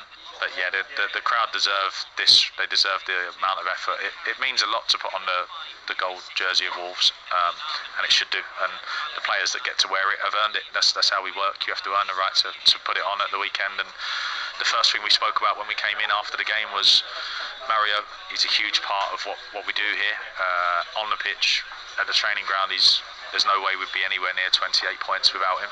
And I've spoken to him a little bit over the last couple of days, and I'm 100% serious when I say to him he has, as long as he wants to get back to a place where he feels he's ready to come back and then help us until that moment. He has our full support, and whatever he needs from us as a football club, he'll receive. Yeah, Gary O'Neill there with Pat Murphy. Mario, by the way, that Gary O'Neill referred to, that's the Wolves midfielder. Mario Lemina didn't play today following the death of his father. After Max Kilman's opening goal, his teammates held up his number 5 shirt to celebrate that, which was a lovely touch. Let's get some more now from Villa Park. Aston Villa beat Burnley by 3 goals to 2. The winner was a controversial penalty. Let's hear from the Burnley boss. Here's Sean Dyche. No, they played very well, and I thought they played very well today, so I'm absolutely not taking anything away from their performance. I just thought it was a soft one from us, mainly with the mentality. You've got to remember the physical and the mental are very closely linked. Just our focus on the goals after half-time, they're really poor goals from our point of view. Simple errors, basic errors, but that sometimes happens when players are playing under fatigue. Well, it is the first time we've stepped away from our performance since Villa. So that's a good marker, because last season it was up and down like yo-yo time, whereas now, if you look back from the performance levels from early season, it's only really Villa when we've really come off it. So I'm not going to question it too much. You know, the players have put a lot of effort in. They continue to do so. There's no lack of effort today. They put what they could in. The detail is what I was talking about. There's no depth to my words. It's just that when the physical goes, the mental starts getting questioned very quickly. You lose a bit of focus. Them extra yards you need to put in, that extra alertness, they go against you. And I thought they were nice and sharp today, to be fair. Home game, they're going well at home crowd, etc., etc., etc., and not as stretched as we've been with injuries. I know I've just said Burnley boss Sean Dyche. I obviously meant Everton boss Sean Dyche. Let's hear from someone who is definitely the manager of Aston Villa after their victory over Burnley. Here's Unai Emery with Gary Flintoff. Well, Unai, your team went through it today, as I'm sure you did. What does it mean to actually win that game? Good evening. Very, very important. Here at home, we are feeling very strong. And even when we are struggling some moment, even controlling the game like we did, and even scoring 2 goals, and their reaction was as well fantastic, but was in the small moment they had, they were threatened more than normal. But we got the chances, we kept in our mind the mentality to be consistent, and at the end we scored it, and I think we deserve it. In terms of controlling a game such as that, I mean, you had so many chances after they went down to 10 men. Is that still something your players need to learn, that when they're in control, to seize absolute control? We had to remind ourselves as well. They were playing with one player out with red card. But even like that, I think the first half, when we were playing 11-11, we played control of the game like I want. And we were really getting their box, creating chances, not very clear chances, but deserving to win. And we were not conceding out of them. They did some action as well, threatening us defensively more than normal. But I think we were controlling of the game, being passionate and keeping ball possession and trying to get their balls being together. And we can hear from Vincent Kompany as well. Here he is with Gary Flintoff. Well, Vincent, if we can start at the end, your thoughts on the penalty award? For that, you have to start at the beginning. No, look, it's obviously as a manager, I feel really proud of the performance, and really with the fans, we experienced something really special today. But the reason I say start at the beginning is the yellow card first with Sandenberg, where he gets a yellow, soft yellow. It takes 2 minutes between when the foul is committed and the moment the yellow card is handed over. And then a penalty is also a soft foul, and then you're looking for consistency. Second yellow is also a soft foul. So what happened throughout the game to justify that these decisions are given that quick, that abruptly? And if you look at how the game was ref both sides, in that sense, yeah, I can have a lot of frustration, because I can pick moments in every phase where the same offences never got given. So that's disappointing. The handball as well. So that lack of consistency in this game is the thing that will give me a little bit. But I can look at ourselves as well. We did some amazing things and some other things we need to improve. So that's work on the training ground again. Vincent Kompany there with Gary Flintoff. Second half commentary on the way from the City ground, and then it'll be time for 606 with Robbie Savage and Chris Sutton. Chris is with us afternoon. Hi Steve, you alright? Merry Christmas. Yeah, Merry Christmas to you. You got some gifts today at Celtic Park. 3 stunning goals. Oh yeah, well, I mean, what a game! The biggest derby in the world. Celtic getting over the line. A couple of brilliant goals, and then Rangers down to 10 men, but got a goal back. It was nervy in the end, but a bit of controversy in the first half about a possible Rangers penalty, and I think it's all unravelling now. I think Rangers have, I think they've made a statement that they want to hear the audio. I've got it in front of me, Chris, just now. Yeah, do you want to read that out? Rangers have asked the Scottish FA to make the VAR audio available to the club to understand why no penalty was awarded despite a clear handball by Celtic's Alistair Johnston. The club's keen to understand the process that led to that decision being made. It was not made public at the time nor communicated to our team. Rangers remain advocates of VAR, but there must be significantly more transparency for it to be successful in Scotland. These club statements after VAR decisions, it's not the first one, is it? No, it's not. I wonder how Rangers fans feel, about that. You sort of. I don't even think it was a penalty, Chris. And accidental handball. I can understand. I actually thought it would have been a penalty had it not been offside. But there's a great debate to be had there. But Rangers fans as a whole this season, how has it gone? Philip Clement has come in. That's his first loss. Really important win for Brendan Rodgers, and I think Celtic fans are keeping the faith. But a big January for both clubs, and also a lot happening in the Premier League. Are Aston Villa, are they in with a shout for the title, Steve, or are we just thinking top four? Is that a bit boring just to say Champions League spot? I don't see why not.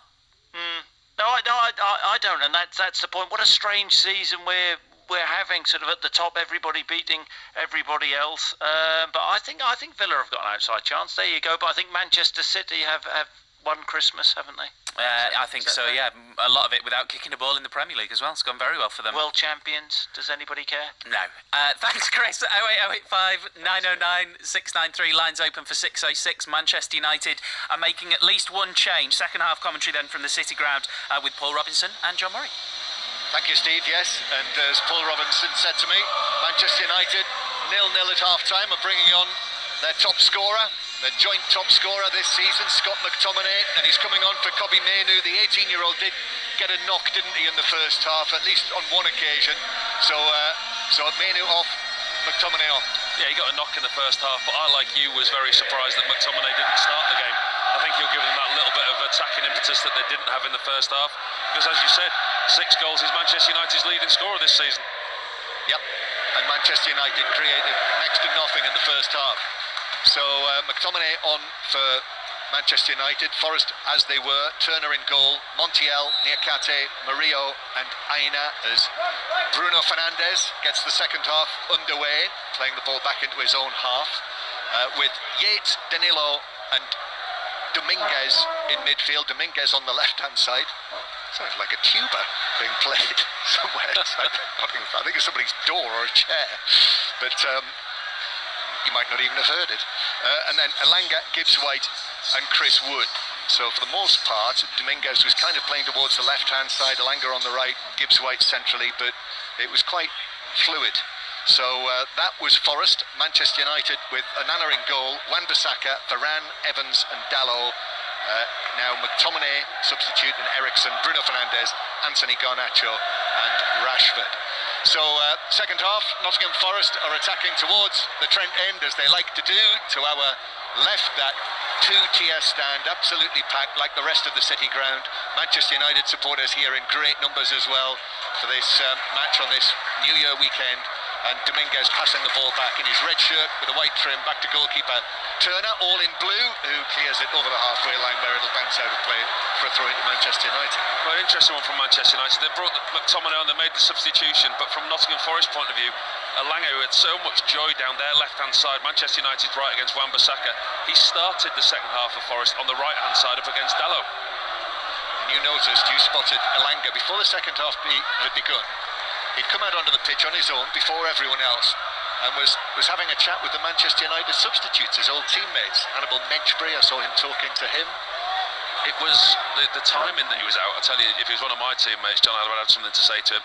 I might have gone over and had a word with him and asked him which side for the pitch he was playing on. But he was out 4 or 5 minutes before his teammates, mixing with the Manchester United substitutes.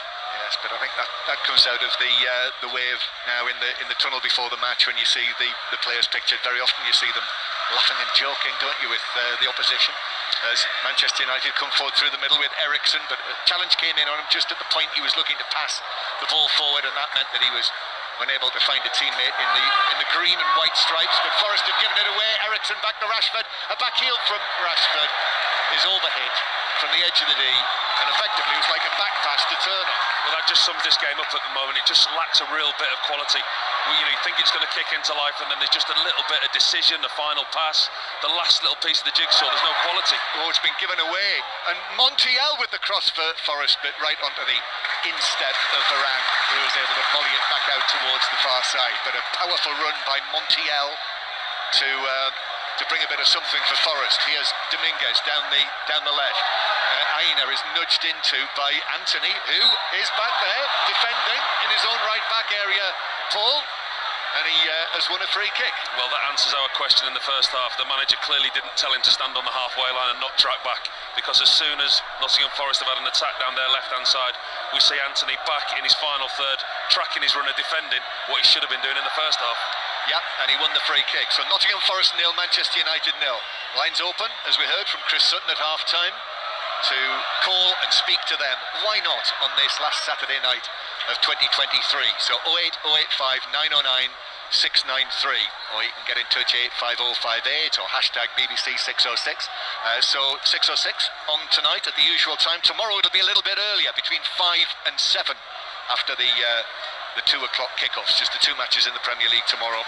You'll hear them both on 5 Live and Sports Extra. Forest with Montiel on the right hand side, and now here on the right is the cross from Alanga, which is half cleared by Evans, and then McTominay in a tangle with Gibbs-White. The Trent end is up, shouting for a penalty. It was just a tangle. There was no appeal from the Forest players out there, and play will continue. Forest with it on the halfway line. Ball played over the top of Rashford's head, and Murillo brings the ball down like a true Brazilian, has a little dribble with it, even though he's a central defender, and passes it back to his goalkeeper. Yeah, he's quite comfortable on the ball, Murillo, isn't he? I mean, you described that very well there. It was a tangle. I mean, everyone in the City ground and a Nottingham Forest shirt was looking for a penalty, but you can tell by players' reactions, and Morgan Gibbs-White certainly wasn't. He got up and tried to chase the ball and close it down. Red and white flag being waved on the far side in the lower tier of the Brian Clough stand.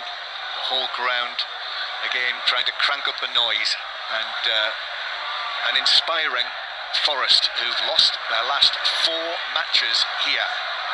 And it is Forest to attack with Niakate, actually, who's off on a run down the right wing. The central defender plays it into the box to Alanga, and then McTominay comes across and plays it into Alanga. Could have gone anywhere, but it bounced off the Nottingham Forest man's shins and into the stand. I wondered where Niakate was going then. He was off on one down the right-hand side, wasn't he, the centre-half? I mean, it's not often we see centre-backs make marauding runs like that. Past 2 Manchester United defenders, got himself into the final third, and then once again it was just a ball that was too heavy for Alanga, just a lack in quality again. Again, the noise has increased. No rain just now. At points in the first half it was sweeping across the City ground. Manchester United with Dallo clearing the ball, and he's taken a knock and he's stayed down. That means there are gaps now for Forest as they bring it forward. Alanga on the right, clips it across, headed down by Varane, still in the area. Challenge from Bruno Fernandes on Dominguez near the penalty spot. Again, shouts more from the Trent end than there were from the Forest players on the pitch for a penalty. Well, Dallo went down there like he was really hurt, really injured, and Forest exploited the gap behind him that he'd left.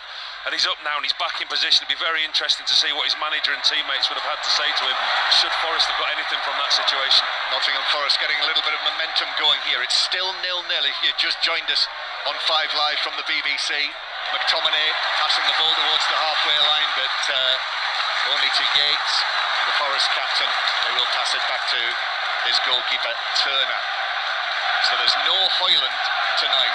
Rasmus Højlund, if you've just switched on, you haven't heard, he's unwell and therefore not involved today. The other joint top scorer with 6 goals this season. He is still the joint top scorer in the Champions League this season, even though Manchester United are out of Europe. Turner, long and downfield to the right-hand side. It's headed infield towards Montiel, who gives it back over there to the far side. And Forest with Gibbs-White go back into their own half again. There's been glimpses from Forest. I think they've been the more enterprising during the course of the game, and here they are now.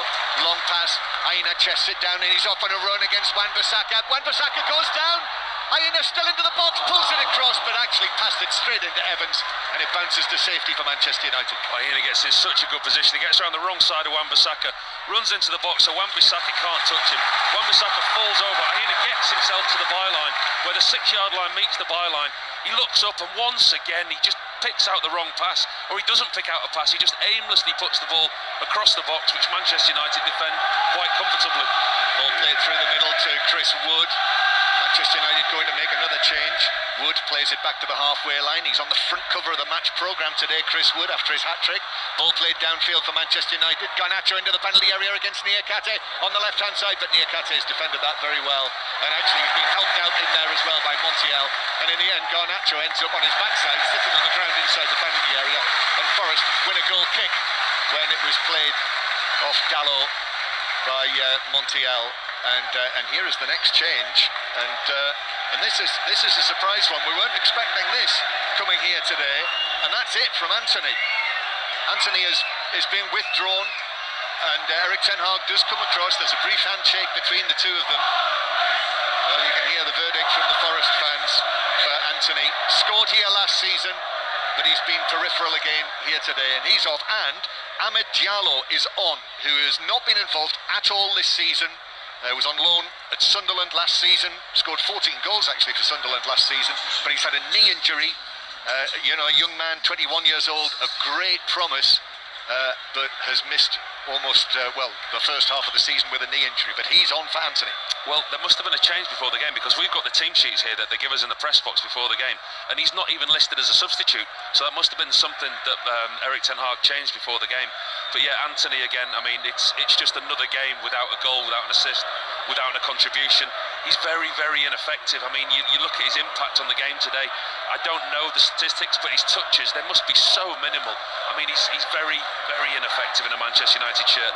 And it's hard when it's not his fault, the price that the club paid for him, but you want to see a little bit. I mean, the minimum requirement is maximum effort, and you don't like to question players' effort, but he just doesn't get involved in the game. No, the transfer fee up to around about £85 million. So only Lukaku and Pogba are more expensive Manchester United players than Anthony.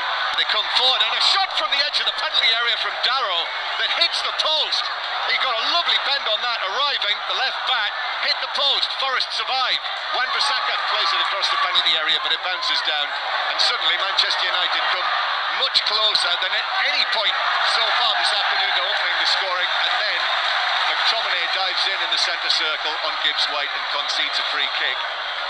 And I thought the yellow card was coming out from McTominay there from referee Robinson, and he is going to call him across.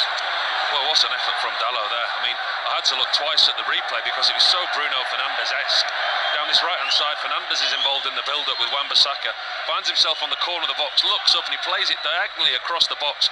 Dalot just times his run, doesn't have to break his stride, hits it with the instep of his right foot. Turner completely beaten in the Forest goal, hits the outside of his post, and Forest survive. So Dalot hits the post, still 0-0, but a moment there which suggests we might be getting closer to an opening goal. And then McTominay is fouled by Gibbs White in the full-back area, and Gibbs White then followed up with a challenge on Johnny Evans. That's a yellow card from Gibbs White, who's clearly been fired up by the challenge that McTominay put in on him in the centre circle a few minutes earlier, and he looks in danger, Gibbs White, of losing it here, and his teammates are calming him down, which they have to do. But just a yellow card. You can see the passion from Gibbs White overspill there. A couple of incidents, and he went in very, very hard on a challenge, which a few years ago you wouldn't raise an eyebrow at. It looked a really good challenge, but the force that he went in with is what the referee has deemed a yellow card. He's still very highly strung. His teammates are having to take him away from the situation. Clearly, he felt that was a bad challenge by McTominay in the centre circle. And that's why we saw it with that follow-up. I mean, the challenge into Johnny Evans. He did two, didn't he? It was one on McTominay and one on Johnny Evans. But the second on Evans was with some force, wasn't it? Looking at that again, he's very lucky to get away with just a yellow. Well, VAR will be having a look, and play has not resumed yet. And it looks as though they've had a look and they've decided, yes, only a yellow card. But he was dicing with danger there, and now the frustration here is that Onana has moved where referee Robinson told him to take the free kick, so he's moved the ball 3 or 4 yards in front of the Trent end, and you heard the reaction there, and Onana has just ratcheted things up a little in terms of the volume from the Trent end.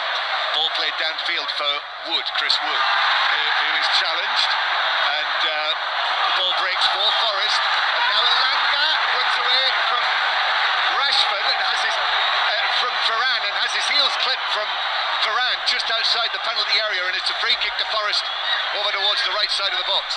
Well, the atmosphere's really cranked up, like you said. As you watch from the City Ground, you look far left-hand corner underneath the scoreboard.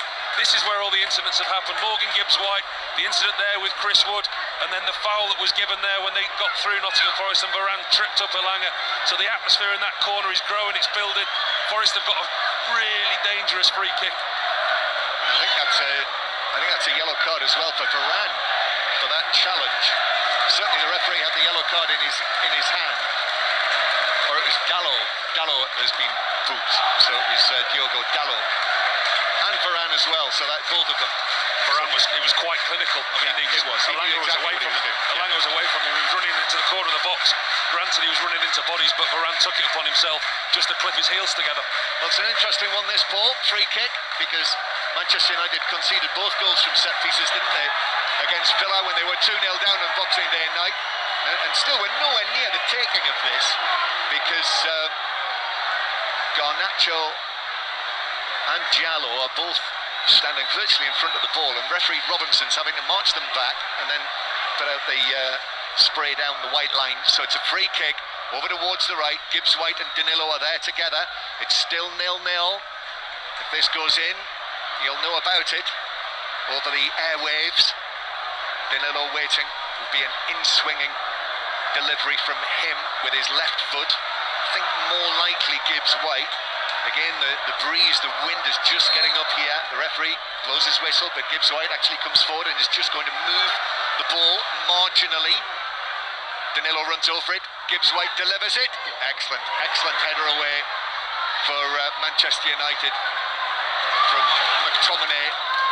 Still Forest in possession with Murillo, who's trying to find a way through but can't lose his possession. And a ball downfield. Danilo got his head to it. Garnacho's all over him. Garnacho got a touch.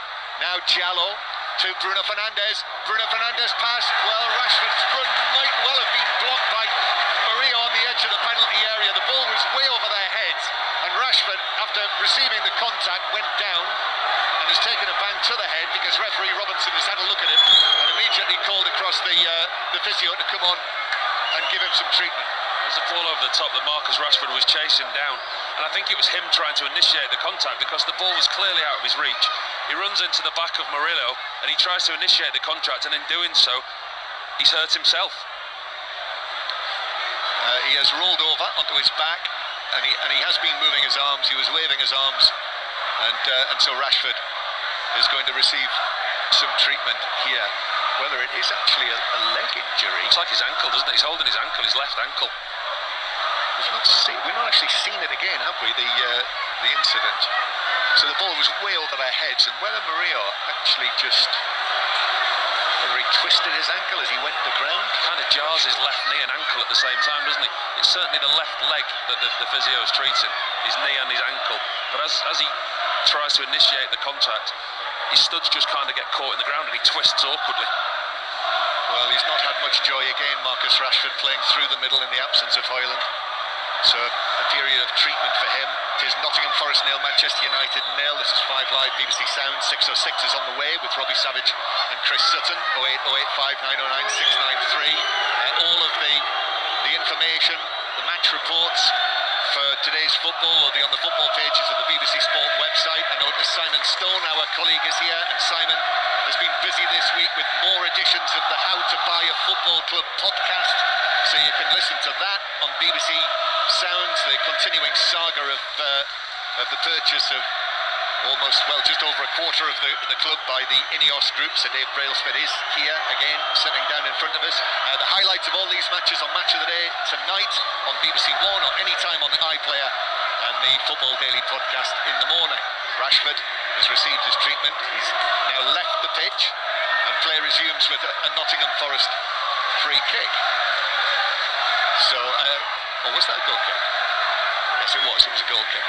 As the ball's played into the centre circle. So the question is Rashford going to come back onto the field? I think he is. He looks like he is. He looks fit. He looks like he's ready to come back on. The question I'd like to ask our listeners are Manchester United fans who will phone into Chris and Robbie 606, listening to in the car on the way home. Anthony Elanga or Anthony? I mean, you look at Elanga, you look at his goals, 4 in 19 for Forest. 3 and 39 for Manchester United because he wasn't given the opportunity. What would Manchester United fans give now to have Elanga back in place of Anthony? There you are. Hope Robbie and Chris are listening to that. 08, 08, 5909, 693. Montiel. Now Dominguez! Right foot! Bottom corner! And Forest are in front against Manchester United. A poor display from Eric Ten Hag's side here tonight. And now they find themselves trailing again. And Nuno is surrounded by his coaches. This could be lift-off for Forest. 1-0 against Manchester United. Well, it's really clever interchange play. The first time that Forest get the ball on the floor in the final third of the field, and it's Montiel, gets the ball in the box, really cleverly looks up. Dominguez holds his run, he pulls himself back just around the penalty spot, and Montiel finds him with a really well-timed pass. And all Dominguez has to do, I say all he has to do, is find the back of the net, but he does it so well. Side foot, across Anthony Onana into the far corner. Onana, no chance. Great ball from Montiel, finds space in between Johnny Evans and the fullback. Great turn into Dominguez. He's got the easiest, well, he makes it look easy. It's a fantastic finish. 12, 13 yards out, just swept it in from that pass, that square pass from Montiel. The only question is whether Montiel might have been in an offside position. And we have not had the restart yet. It did look quite tight, and there it is a possible offside. Having seen it once, I just have a feeling he might have just been offside. I looked at it, I looked at the replay, and I looked at the offside. And no, it was Chris Wood they were looking at. Onside. And play resumes, and it is Nottingham Forest 1, Manchester United 0. Nottingham Forest, who have lost their last 11 matches against Manchester United in all competitions. Manchester United with the ball on the edge of their own penalty area. They've not lost to Forest since 1994, when Stan Collymore and Stuart Pearce were on the score sheet. And in fact, they've not beaten them here since 1992. Here's McTominay on the right-hand side. Manchester United in severe danger of taking one step forward against Villa and taking 2 steps back here at the City Ground. Out of play for a throw into Manchester United, who are right under pressure here now, having not scored in their last 3 away matches. Bruno Fernandes with a cross, that's blocked out of play by Gibbs White. Well, it's a replica of the performance in the first half against Aston Villa from Manchester United so far in the game. They're going to have to find a performance like they had in the second half against Villa. Once again, they're going to have to come from behind. Throw in for Manchester United. And Bruno Fernandes wins another throw off Danilo. Throw in, Bruno Fernandes takes it quickly along the dead ball line to Amad Diallo. Now Wan-Bissaka finds some space but couldn't cross it. Tried to pull it back, it was blocked by Murillo, and the ball bounces out of play for a throw into Manchester United. Now this is all happening in front of the Bridgeford stand. It's where the Manchester United supporters are, and as far as I can see, almost all of them seem to be standing watching this. But it's like torture watching Manchester United, particularly away from home in December 2023. Ball's played across, Garnacho hits the volley down into the ground, but it bounces up and over the crossbar with Matt Turner watching it just to make sure. Well, I'm amazed how much space that Garnacho got round the back there, direct from the corner. Everybody seems to be attracted into the 6-yard box. Garnacho just pulls himself away at the far post onto the corner of the 6-yard box. Fernandes finds him on the volley, but once again he can't replicate that unbelievable bicycle kick that he had at Everton. He hit the ball into the ground, then it went harmlessly over Matt Turner's bar after one bounce. So it is Nicolas Dominguez who is the man who's making the difference, as Aina is adjudged to have fell. Wan-Bissaka, it's a free kick to Manchester United halfway inside their own half. Yes, Nicolas Dominguez, one of last summer's arrivals here at the City Ground from Bologna, where he was playing in Italy, Argentine international. He was part of the deal that sent Remo Freuler the other way, but he took it extremely well, did Nicolas Dominguez, when it came to him. His second goal for Nottingham Forest, but that is a really famous one, in front of the Trent end against Manchester United. But here's Diallo now receiving it from Rashford, running direct, Eriksson through the middle, now on the edge of the box, Garnacho with a shot, but that was blocked by Yates. Forest were back there in numbers just inside their own penalty area, and the ball eventually runs out of play for a throw on the far side.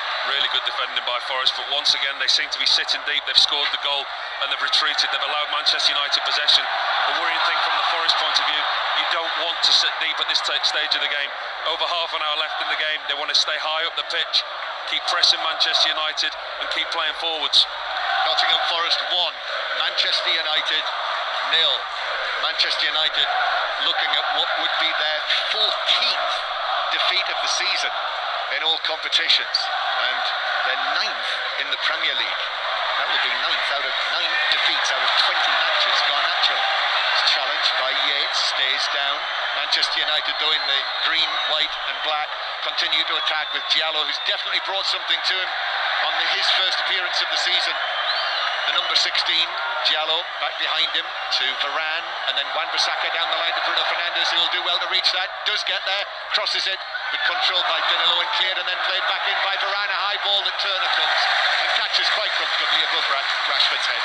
Yeah, Diallo has certainly made a difference on this right-hand side for Manchester United. But you question what Manchester United have got on the bench, and you question what Erik ten Hag's doing. Whether it's actually, you don't question what he's doing, but you question what resources he's looking at, what plan. He talks after every game about the plan, about the process, about the time it's going to take. But then he's just plucked him out of nowhere, and he hasn't been in the squad, he hasn't been involved, yet he's brought him on. Is it something he's seen in training? Is it something he's worked on? Or is he just literally trying something on a match day?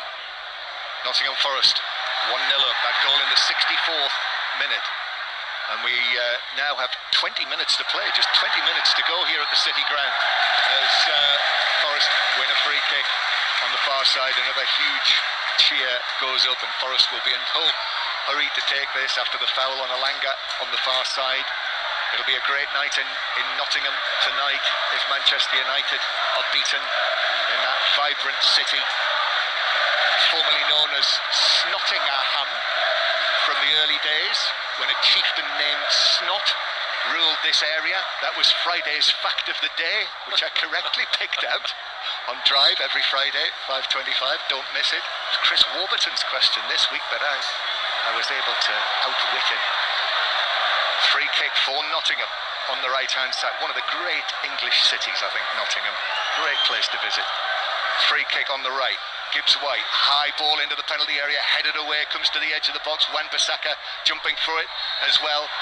Eriksson, and the referees spotted an infringement by Yates. And a free kick to Manchester United. Now they are in a hurry. They are in a hurry. This is trouble again for Manchester United. It's a running theme of this season, Paul. It is absolutely, especially away from home. I mean, you keep talking about it. Three away games without scoring. This could be 4, and this is not just Manchester United, is it? That you're used to seeing and used to watching. I mean, such a huge football club in the position that they're in. It was a great performance against Aston Villa, but they need to carry it on. Here they are, Garnacho in full flight, but runs into the challenge from Niakate, who comes out with the ball. Excellent defending from him. Niakate, who is in the Senegal squad for the Africa Cup of Nations, so they'll lose him, Forest. But here they come, Eriksson, ball on the left-hand side, drills it in from out on the flank, and that was straight into the chest of goalkeeper Turner, who was able to catch it cleanly. Yeah, already you can see Turner thinking about game management there. He didn't know whether to go to ground, go to his knees. I think he caught that ball, looked at the stadium clock and thought, a bit too early to fall down.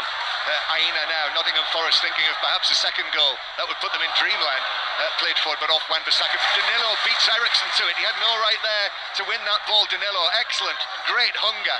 Gibbs-White now from Alanga. Gibbs-White stabs it into the penalty area, but it bounces through to Onana, who was able to pick it up and ball it out towards the left-hand side. Forest are going to make another change. Nico Williams is going to come on, the former Liverpool man, the Welsh international, full-back, as Manchester United played up to Garnacho and Alejandro Garnacho. His 2 goals against Villa. I mean, he looks arguably the most likely source of something for Manchester United. Bruno Fernandes goes down in centre field, no free kick, and then Forest overhit the pass forward Danilo, and it's through for a throw-in to Manchester United. Bruno Fernandes' body language that we've seen so many times, the frustration, the dropping of the shoulders, the shrugging of the shoulders, the moaning to the referee. He got caught in the middle of the field there, went down holding his ankle. As soon as he didn't get the free kick, he got up, started moaning at the referee, talking to his teammates. He looks dejected again, does Fernandes. So Williams is going to come on. Ryan Yates has sat down now, so whether this will mean a rethink by Forest, and actually I see them getting Callum Hudson-Odoi ready as well down on the side of the pitch. That would be a positive move to bring him on. Nico Williams is receiving some further instructions, so we're going to see at least one change for Forest. Lines open for 6 or 6, plenty to talk about here. It's a familiar theme, Manchester United's shortcomings coming forward. They've hit the post with that shot from Dalot. I mean, Garnacho had that effort in the second half, but just not enough in terms of chance creation. And so Forest are bringing off Montiel, so this is a straight swap. Nico Williams coming on for him. Gonzalo Montiel, the World Cup winner, who just returned against Newcastle after a spell out. He's not really had much football this season, just 7 appearances, so Nuno's being careful with his fitness and bringing Nico Williams on to replace him. But I think Yates is going to be okay to continue, is it? Looks like Yates is okay, and Montiel, he can take great pride in his performance today, and especially with his assist just before he comes off there. Marshalled the right-hand side of the pitch for Nottingham Forest very, very well. Got forward very well, and as I say, got his assist. Yeah, great energy. It's one of the great stories, wasn't it? The fact that he scored the winning penalty in the World Cup final and then went on to score the winning penalty in the shootout in the Europa League final last season. Amazing. What a double. And he's off the field. I think Callum Hudson-Odoi is still expecting to come on because he's not put his tracksuit top back on, or whatever, however many layers he's got. It is dry still at the moment. Nottingham Forest leading by 1-0. Time running out for Manchester United, facing the possibility of 4 consecutive defeats away from home in the Premier League. That's not happened since 1989, when the man who is sitting down in the director's box not far away from us, Sir Alex Ferguson, was the manager. Varane, right for the ball out towards the far side, but Elanga got his head to that, back into the penalty area. It's left by Williams, who was being fouled by Garnacho. Eventually passed it back to Turner, but was fouled, and it's a free kick. That's so frustrating from a Manchester United point of view, because Williams is going nowhere there, the Nottingham Forest defender. Garnacho's closing him down. Williams is in possession, running towards his own goalkeeper, and Garnacho needlessly puts 2 hands in the middle of his back and pushes him over and gives him a way out. We've got confirmation that this has been in the offing over the course of the last couple of days from Tottenham, that Hugo Lloris, the former captain, is leaving Tottenham after 11 years and 447 appearances. He's going to be at the match tomorrow, the Bournemouth match, which you can hear on Sports Extra, so he'll get his chance to say goodbye. So Hugo Lloris leaving Tottenham, sitting next to a former Tottenham goalkeeper here, Paul Robinson. Yeah, he's the best goalkeeper they've had for a few years. Yeah, he's been a fantastic servant. Go back to Ray Clements. Oh, he's been a fantastic servant for the club, is Hugo. Oh, Turner's missed his kick. The ball bounces in the air. Rashford's in there. Oh, and defender Niakate was holding off Rashford, and Turner escaped. He's caught his own ball. So you know, like when you play in the park with those airflow balls and it's windy. Is that a back pass? Yeah, well, he kicked it up. It blew back over his head, and he was lucky, and it bounced and he caught it again. Just like when you're in a park as kids playing with a light ball, kick it into a wind and it blew back over his head and he caught his own pass. That could have delivered an equaliser for Manchester United. This might. Garnacho running free away from Danilo. Niakate puts in the challenge, and it bounces, I think, onto Danilo, who's still chasing, and back to Turner. I mean, this has the look of desperation from Manchester United. Better from Manchester United, showing intent, and it's that man Garnacho again. They've got forward intent, but without real quality. But anything that they're doing, and they're doing well. Nottingham Forest seemingly causing their own problems, but it's Garnacho at the heart of it. He's the one that's setting the press. He's the one that's getting the ball. He's very, very direct. But at this stage now, anything will do for Manchester United. We're into the last 15 minutes here at a breezy city ground on the south side of the city of Nottingham. And it is Yates, seems okay. Plays the ball infield. Elanga rubs his foot all over the ball, but McTominay steps in and the ball is deflected back to the halfway line. Gibbs White, strong from him. Bruno Fernandes, though, comes in. Good challenge from him to win the ball back from Manchester United. Goes for a long pass. This is for Rashford to chase, but Niakate, who's been excellent, the Senegal defender, gets to it first, but Turner's giving it away to Garnacho. Garnacho plays it across. First time shot. Rashford, 1-1. Tucks it away. Superb finish from Marcus Rashford. We've seen too little of that from him this season, but he's found it there, and he might have rescued Manchester United in this match. Forest 1, Manchester United 1. Well, it's that man Garnacho again, closing down, causing problems, winning possession back from Manchester United, slots it into the pass to Marcus Rashford, side foot, Turner's left-hand corner, great finish from Marcus Rashford, had a quiet afternoon, but when needed, when called upon, he's there. But Nottingham Forest once again causing their own problems. Niakate in the initial through ball gets the right side of Rashford. He plays the ball back to his goalkeeper. All his goalkeeper needs to do is to clear his lines. He tries to be clever. He tries to play a ball into midfield to Danilo. Garnacho cuts it out, passes it to Rashford, goal. Talked about Turner causing problems in the first half with his playing out from the back, with his overplaying. There was no need for him to try and be clever to play a ball into midfield there. All the goalkeeper needed to do was clear his lines. He did. Garnacho pounced, found Rashford, and what a custom finish that was. Yeah, that was more like it from Marcus Rashford, certainly. From an angle on the left-hand side of the box, just picked this spot and found the bottom corner across Turner, who, yep, is culpable there, most certainly. Turner's pass out. He passed it directly straight out of his penalty area, passing it down the middle, but didn't put enough on it. And Garnacho was able to slide in, intercept it, and it was Garnacho who set up Rashford to make it 1-1. Well, there was no danger. Niakate had negated the danger. He'd cut the through ball out, he'd got between the goalkeeper and Marcus Rashford, passed the ball back to his goalkeeper, and you're thinking, okay, go on then, clear it. But he doesn't. He tries to be clever, he tries to overplay, and the ball gets cut out, and they've caused their own problems again from in a position of strength, Nottingham Forest. Well, there was a spell, wasn't there, towards the end of his time when Steve Cooper preferred Vlachodimos, the Greek international, but Turner, certainly that goes down as an error, and it's costly. That tends to be what happens to you when you're down at the bottom of the league.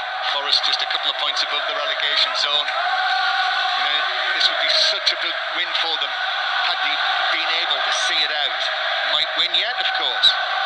Nuno has brought on Hudson-Odoi for the Forest goal scorer, Dominguez.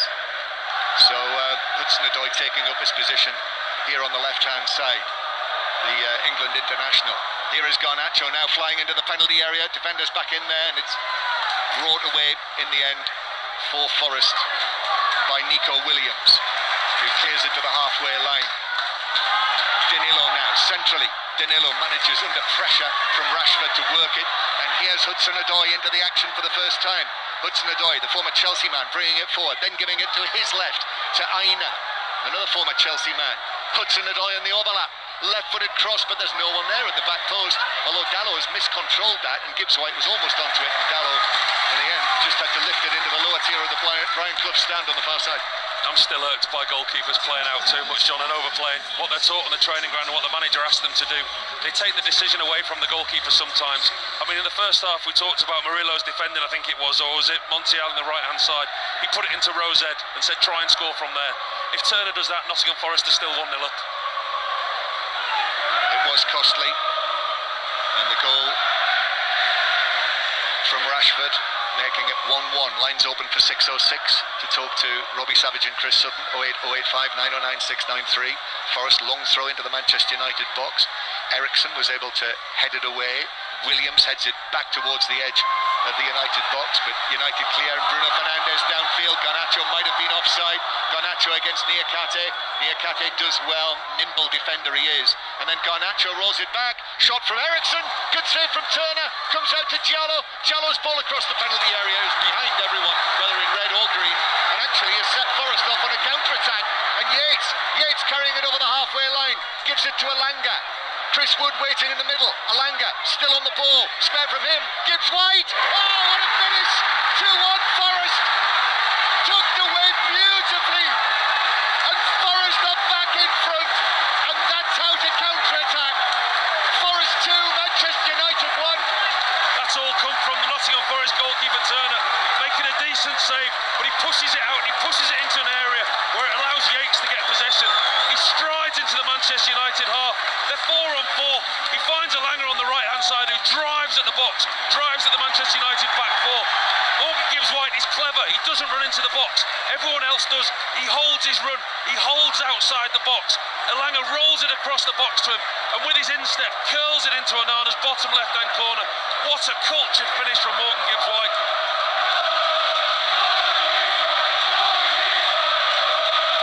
Morgan Gibbs-White signal with his hands to the Forest fans in the Trent end. Absolutely buried it was. Edge of the area. He picked this spot. He executed it brilliantly. Manchester United overcompensated through far too many players forward. They had a great chance. Christian Eriksen had a really good strike on goal, which Turner saved. As I say, turnover of possession. But within 2 passes, Nottingham Forest are on the edge of Manchester United's box. Elanga finds Gibbs White, and he does what he's done all season, finds the back of the net. I mean, he did. There was no one with Gibbs White as he moved forward and took up a position in the D, inside the D, to strike it away right-footed, beyond the dive of Anana to his left. And Manchester United, who thought they'd rescued the situation after capitalising on the error from Matt Turner when Rashford scored to make it 1-1. Well, here we are, 2-1 down now. And actually, as Paul Robinson rightly says, Matt Turner making a really important save, which actually led to the counter-attack, which led to the second Forest goal. Well, it's a really important save, and there was nobody in a Nottingham Forest shirt that celebrated that goal more than Matt Turner. It was a difficult save down to his left-hand side. He didn't try and catch it. He parried it, but he parried it into an area that wasn't dangerous. Forest regained possession and went down the other end and got their goal. So again, Manchester United staring at defeat here, and time running out. 6 minutes of the 90 to play, plus added time. Referee's blown his whistle, I think, for a Forest free kick. He has, for a challenge on Elanga, and Nuno's going to make another change. In fact, it's going to be a multiple change. Willy Bolly, who's back today after suspension, missed the match at Newcastle. He's coming on. Also, so is Harry Toffolo. So presumably Aina's coming off. And I think it's going to be a triple change that Forest make to try and see this through to what would be a famous victory here at Forest. They've not beaten Manchester United this century, going way back into the 90s. And for Nuno, in only his 3rd match in charge, his first win here at the City Ground as the Forest manager. Suddenly Steve Cooper would be becoming part of Nottingham Forest history. Results are what are important, isn't it? Football players and football managers are judged on results. And with Nuno's result at Newcastle, that just emphasises what a 3 points that was. If they'd have come here today and they'd have got turned over and they'd got beat, that 3 points might be isolated. But with another 3 points today, if that's how it pans out, it's a huge 6 points in a week. Well, the Forest fans were, many of them, so sorry to see Steve Cooper leave, but I know that some sang Nuno's name high up in the stand at the Leazes end at St James's Park on Boxing Day night, and we might have a chorus of Nuno if they hang on for victory here. He's standing there, the tall Portuguese with his arms crossed. Nuno, always an absolute pleasure to deal with. Whenever I've interviewed him, Paul, he's always called me Sir for some reason. I don't know whether he does that to everyone. And rightly so, royalty of BBC Radio 5 Live. So we're going to have a protracted series of substitutions here. Danilo is going to be coming off, which is a little bit of a surprise. He's been excellent.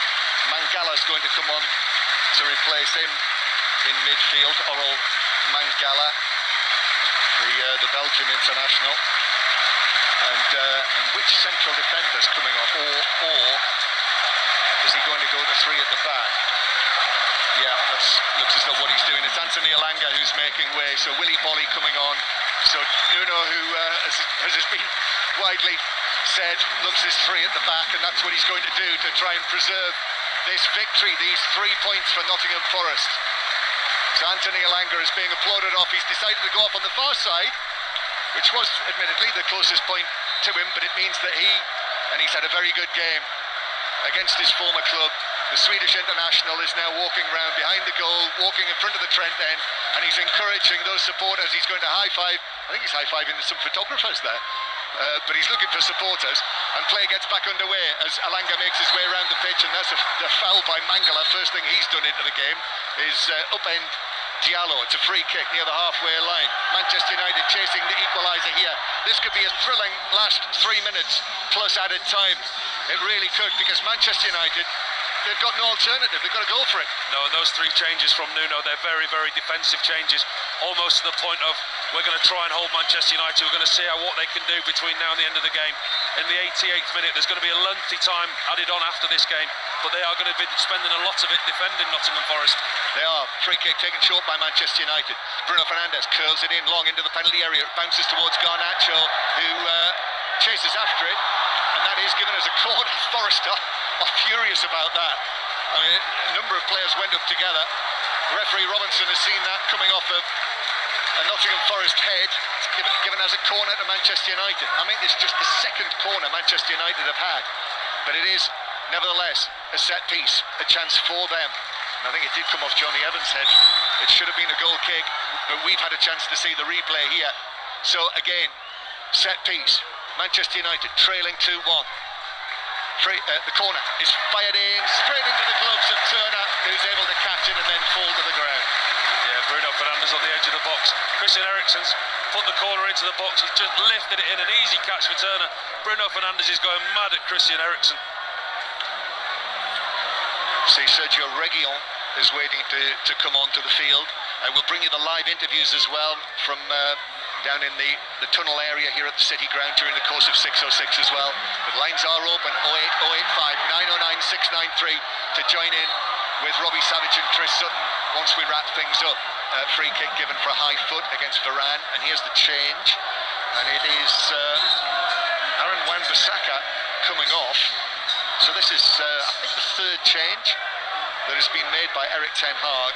So Reguilon is across to the left-hand side, and Dalot comes to the right, having been playing as the left back. And Gibbs White clears the ball away under pressure. He's claiming that he was bundled over, wanted a free kick. It's not given. We're in the 90th minute now after all of those substitutions, and time rapidly running out for Manchester United, facing a fourth successive away defeat in the Premier League here. Eriksen playing the ball from deep, but overhits it all the way through to Turner. And any number of Nottingham Forest supporters in the stands down in front of us tell him, as if he didn't know, to take as long as he can.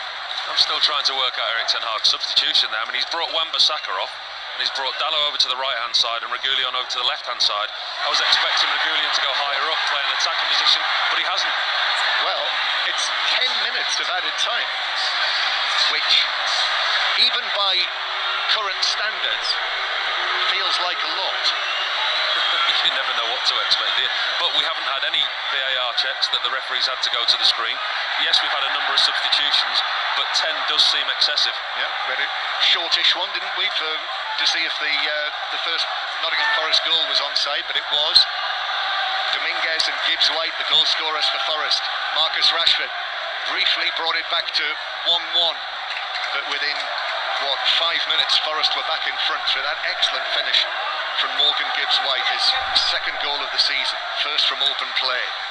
Morgan Gibbs White being so important, played in all of the matches this season for Nottingham Forest.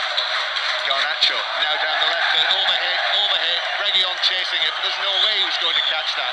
And suddenly the heavens open above the City Ground again, and it looks as though this match will finish in very heavy rain, but no one here will care. Not when they get into some of those excellent pubs in the centre of Nottingham tonight and celebrate this. Well, they've not been able to celebrate a win over Manchester United for, well, it's more than a generation. Huge win for Nottingham Forest if they're able to see this game out, and the City Ground are certainly playing their part in helping their team over the finish line. Goal kick for Forest. So 10 minutes of added time. Anything could happen during the course of that period, but Forest are in front, and they would go above Brentford after their latest defeat today. So 606, at least 10 minutes away. Forest on the back foot now. Manchester United have to go gung-ho. Here's Johnny Evans. Johnny Evans plays it square to Eriksen. Eriksen looks to his right, then finds Varane. Varane allows the ball to run. Manchester United fans at that end urging Manchester United to attack, as they always have done over the years. Evans, ball over the top. That's headed away by Niakate. Bounces for Reguilon to jump against Gibbs White, who goes down. There's been a contact between the two of them. Whether it is a head injury or not, that's what referee Robinson's worried about. And Gibbs White has gone down flat on his face. He's kicking his right foot against the turf. and the physios are waved on. The substitutions that Nuno's made, we said that they were going to go to a back five, and they are very, very deep out of possession of Nottingham Forest. Sitting in front of them, but what they have done very, very well when defending, they've pushed their wing backs out to press Manchester United. They've kept Manchester United very, very narrow. The last thing they want is for Manchester United to get wide, for Diallo, for Garnacho to get round the outside. Everything's been far too straight, far too direct from Manchester United's point of view. They've got to move the ball quicker, they've got to try and get in behind, but this solid red wall at the moment seems hard to get through. Paul Robinson with us on 5 Live here at the City Ground, a noisy City Ground. We're in the 4th minute of added time, so there'll be more than 10 now, because that was lengthy treatment for Gibbs White, who is okay, back on his feet, and Manchester United. They came from behind to win on Boxing Day night, but whether they're going to be able to do it here at the City Ground is highly questionable now. Ericsson playing it out to the left-hand side. Garnacho cuts in field. Garnacho's ball into the penalty area, bounced off a defender. Toffolo hit him. 1 or 2 shouts from the Manchester United supporters for handball, but if it did strike his arms, they were down by his sides. Nico Williams in the right-back position slides in and scoop the ball away out of play for a throw-in. It is very much going to be eyes right for the remainder of this match, with Forest a slender lead. Dallo now, forward of the centre circle, to the right-hand side, to Ahmed Diallo. Now back to Varane. Varane, and a short pass to Ericsson, gets the ball under control, gives it to Garnacho. Garnacho running at the Forest defenders. Again, both Yates and Williams are in there. It's played across, comes off Williams in the end. It's another corner to Manchester United. Pressure mounting from Manchester United. They're getting a lot of possession, but they're not quite getting through. They're knocking at the door. Everybody's committed forward. Every single outfield player, bar Bruno Fernandes and the goalkeeper Onana, are in the box. 2-1 Forest lead. Ericsson has gone across there to take it. Come on, you Forest. The noise comes from the other end of the stadium, from out of the Trent end. Ericsson waiting to take this. Players massed around just outside the 6-yard box mainly. Here's the delivery from the corner. It's to the edge of the box, and a volley from Bruno Fernandes, deflected and pushed up and over the crossbar by Turner. Took a big deflection, it bounced up. Turner reacted. It was a reaction stop, just pushed it up, and for a moment I think he thought it might drop in under the crossbar, but in fact onto the roof of the net. Decent reaction save from Matt Turner there. It was the corner from Manchester United that we saw years ago at Bradford. Beckham to Scholes, but Fernandes just didn't quite connect. Another corner, they're going for it again. To Bruno Fernandes, who had to stretch for it. Ball into the penalty area, scraped away by Forest. They have everyone back. So Reguilon chasing after the ball, he's the only one. Gives it to Ericsson. Ericsson high ball now in from the angle. It's over the top of Evans, McTominay, and it bounces into the path of Yates, who's able to strike it downfield. Gibbs White is chasing it, but he doesn't look. He looks as though he can barely keep his feet. Gibbs White, he was down injured a moment ago, and Diallo easily wins the ball back from him. How long have we had now, Paul? We've had 6 minutes of the 10 of added time, but I reckon there'll be at least 11, possibly 12 to add on as Nottingham Forest win a free kick inside their own half. I mean, Niakate went down there. Rashford was closest to him, and I think the assistant has given it. Yeah, I think he's given the free kick or offside coming back from Rashford. But Nottingham Forest are really hanging on like we predicted. It will be defence against attack. Manchester United are dominating possession, putting balls into the box. We're seeing the replay again of Bruno Fernandes' strike that deflects off Murillo from the corner. Like we said, it was that one that we saw years ago from Paul Scholes at Bradford when he volleys it in. Fernandes just doesn't quite connect. He bounces onto the floor, hits it to the pack of bodies in Nottingham Forest's box, and Turner is able to turn it over.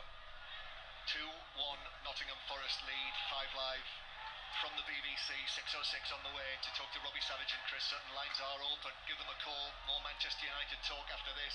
I'm absolutely certain rain continues to sweep across the City Ground as Manchester United continue to sweep from left to right. Garnacho coming in field. Garnacho being chased all the way by Williams, who's come out of the right back position, so has to drop back in there as Manchester United played out to Diallo on the right hand side. Ahmed Diallo into the penalty area, left foot shot straight at Turner, who's able to fall forward onto his knees and grab the ball into his chest. Gets himself in a really good position there, this Diallo.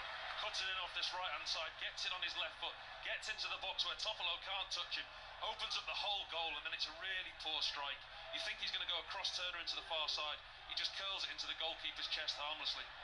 Tottenham fans might want to call as well to Robbie and Chris to say a few words about Hugo Lloris after the confirmation that he is leaving the club.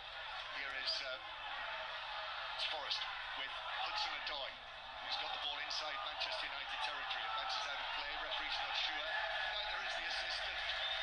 The referee gives it, and then belatedly the assistant also flags that way, and it's cheers from the Forest fans. I'm sure they knew. Neither of them had a clue. I'm sure they knew. John, honestly, neither of them had a clue. I was watching the pair of them. One guessed and the other one went with it. However, they've given it to Forrest, so it's gone down well. Toffolo takes the throw, which is beyond Hudson-Odoi, and Varane very nearly passed it straight to Gibbs White. Downfield from Dallo. Got a good strike on that. Bounces back after being headed away by Williams.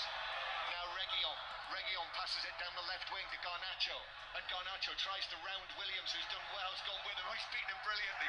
Garnacho again, and then Williams slides in. Garnacho falls over the top of him. The ball's loose near the corner flag. There's another Forest man in there as well, and Garnacho in the end, through sheer frustration as much as anything else, concedes the free kick. It was being shielded from him, and he's effectively landed on top of Yates and conceded the free kick. Nico Williams does so well. Stands Garnacho up. Garnacho, we know he's full of tricks. Gets round him once, but Williams stands up and he holds his ground. Wins the ball back, puts himself between the player and the ball, and he gets his side a really, really needed free kick. Well, it's turned out to be quite an event, hasn't it, Paul? I mean, poor first half, really poor. But I think you were kind at half time, John. Well, but if you've just switched on, we are still playing, and we are in the 10th minute of added time, and Nottingham Forest are seconds away from what, without question, will be a famous victory. They've not beaten Manchester United since 1992. The March of 1992, when indeed there was still football before the Premier League. The ball being played across. That's the last time they've won here at the City Ground against Manchester United. Ball played across for Manchester United. Turner comes, gets his hands to it, pats it down, and then falls on it. And again, will climb slowly to his feet and looks all around the City Ground. They're preparing, they're getting their scarves ready, they're getting to their feet. We are in the 11th minute of added time. Nuno is saying, come on, how much time is there to play? Palms wide apart, but there was that lengthy stoppage in added time. We could yet have a couple of minutes. There might be time for Manchester United yet. Fernandes, a low pass across field to Garnacho. Garnacho carries it to the edge of the box. Across from Reguilon, has gone a long way. Amagello, Eriksson turns it wide from 10 yards. And Eriksson falls onto his knees and slaps the surface of the pitch. That is it. It's defeat again for Manchester United.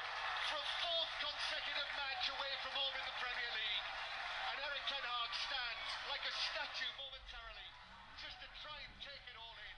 Yet another defeat. Manchester United, 14th of the season in all competitions, and then walks across to a jubilant Nuno, who's just seen his new Forest team win for him here at the City Ground for the first time, and 2 wins in a row. He's won 2 of his first 3, and Nottingham Forest suddenly feels good again. 2 huge angles to look at this game from a perspective. Let's look at the Nottingham Forest angle first. What a fantastic performance at home after losing 4 consecutive games here at the City Ground. They go to Newcastle, they get a brilliant win. They put in a performance today. It wasn't of the class of last week against Newcastle. It was gritty, it was determined, it was hard working. Manchester United, on the other hand, they had to come back from behind, but once doing that, they weren't able to sustain the performance. Again, it wasn't good enough from too many players in a Manchester United shirt, too many players underperforming, but they came up against a side that were full of pride, full of passion, full of belief under the new manager, and Nottingham Forest have just earned another massive 3 points. So the reason you're hearing these celebrations, this applause, these songs inside the City Ground, this is because 11 consecutive times they've lost in matches against Manchester United. They've not beaten them since Old Trafford in 1994. They've not beaten them here at the City Ground since March 1992, when there was a Clough on the scoreboard. Nigel Clough scored the only goal. So a huge boost for Nottingham Forest to take 6 points from their last 2 matches. But for Manchester United, a huge step forward with the second half against Aston Villa on Boxing Day night, but a big step back here. And now this Manchester United team, I say it's 14 defeats in all competitions before the turn of the year. That's not happened to a Manchester United team since 1930. The figures don't look good for them and Eric Ten Hag. Well, questions again will rear their head about the manager. We've seen the hierarchy of the club changing behind the scenes slowly and gradually. Who's there to make footballing decisions? Really interested to hear from Manchester United fans. What do they think of that performance? What do they think of the manager? Is it time for a change?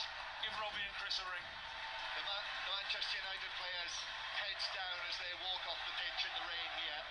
And the Nottingham Forest fans going around the ground, waving to the crowd, blowing kisses. It's been that sort of win, and Nuno is down there right in the middle of it as well, applauding to all sides, and indeed the Trent end to our left. It's thumbs up down there from Nuno, you can say that again. And whatever was said, however sad people were about the departure of Steve Cooper, Nuno's arrival has provided a lift and no mistake. So stay with us during 606. We'll try and get Nuno on live, very often a man of few words. And also Eric Ten Hag will hear what he has to say about this latest Manchester United defeat. Paul Robinson, thank you very much for your company here. It did turn out to be memorable in the end. Thoroughly enjoyed it, John. Thank you very much. And tomorrow, to end 2023, our final 2 Premier League commentaries you will hear at 2 o'clock tomorrow. Fulham against Arsenal, when Arsenal have a chance to go back to the top of the league. And on Sports Extra, Tottenham against Bournemouth. But 606 to follow on 5 Live with Chris Sutton and Robbie Savage after the news on 5 Live from Stuart Clarkson. Listen on BBC Sounds. This is BBC Radio 5 Live. John, thank you. Good evening. The New Year plans of thousands of Eurostar passengers have been ruined after it cancelled all of today's services to and from London St Pancras. The disruption was caused by a flooded tunnel in Kent. The company says it's extremely sorry for the problem, believed to have been caused by a burst pipe feeding the fire safety system. Russia's been hit by one of the biggest waves of airstrikes since it started its invasion of Ukraine. Officials say at least 14 people have been killed in the southwestern city of Belgorod. Ukraine says the strikes were in response to Russian attacks that killed at least 39 people the previous day. Officials in the Ukrainian city Kharkiv say civilian targets there have already been hit in retaliation. Israel says its forces have raided Hamas sites in the city of Khan Yunis as it extends its offensive in the south of Gaza. The army says it's recovered what it called very valuable intelligence material. Health officials in Gaza say 165 Palestinians have been killed in the past 24 hours. A tribute is being paid tonight to the actor Tom Wilkinson,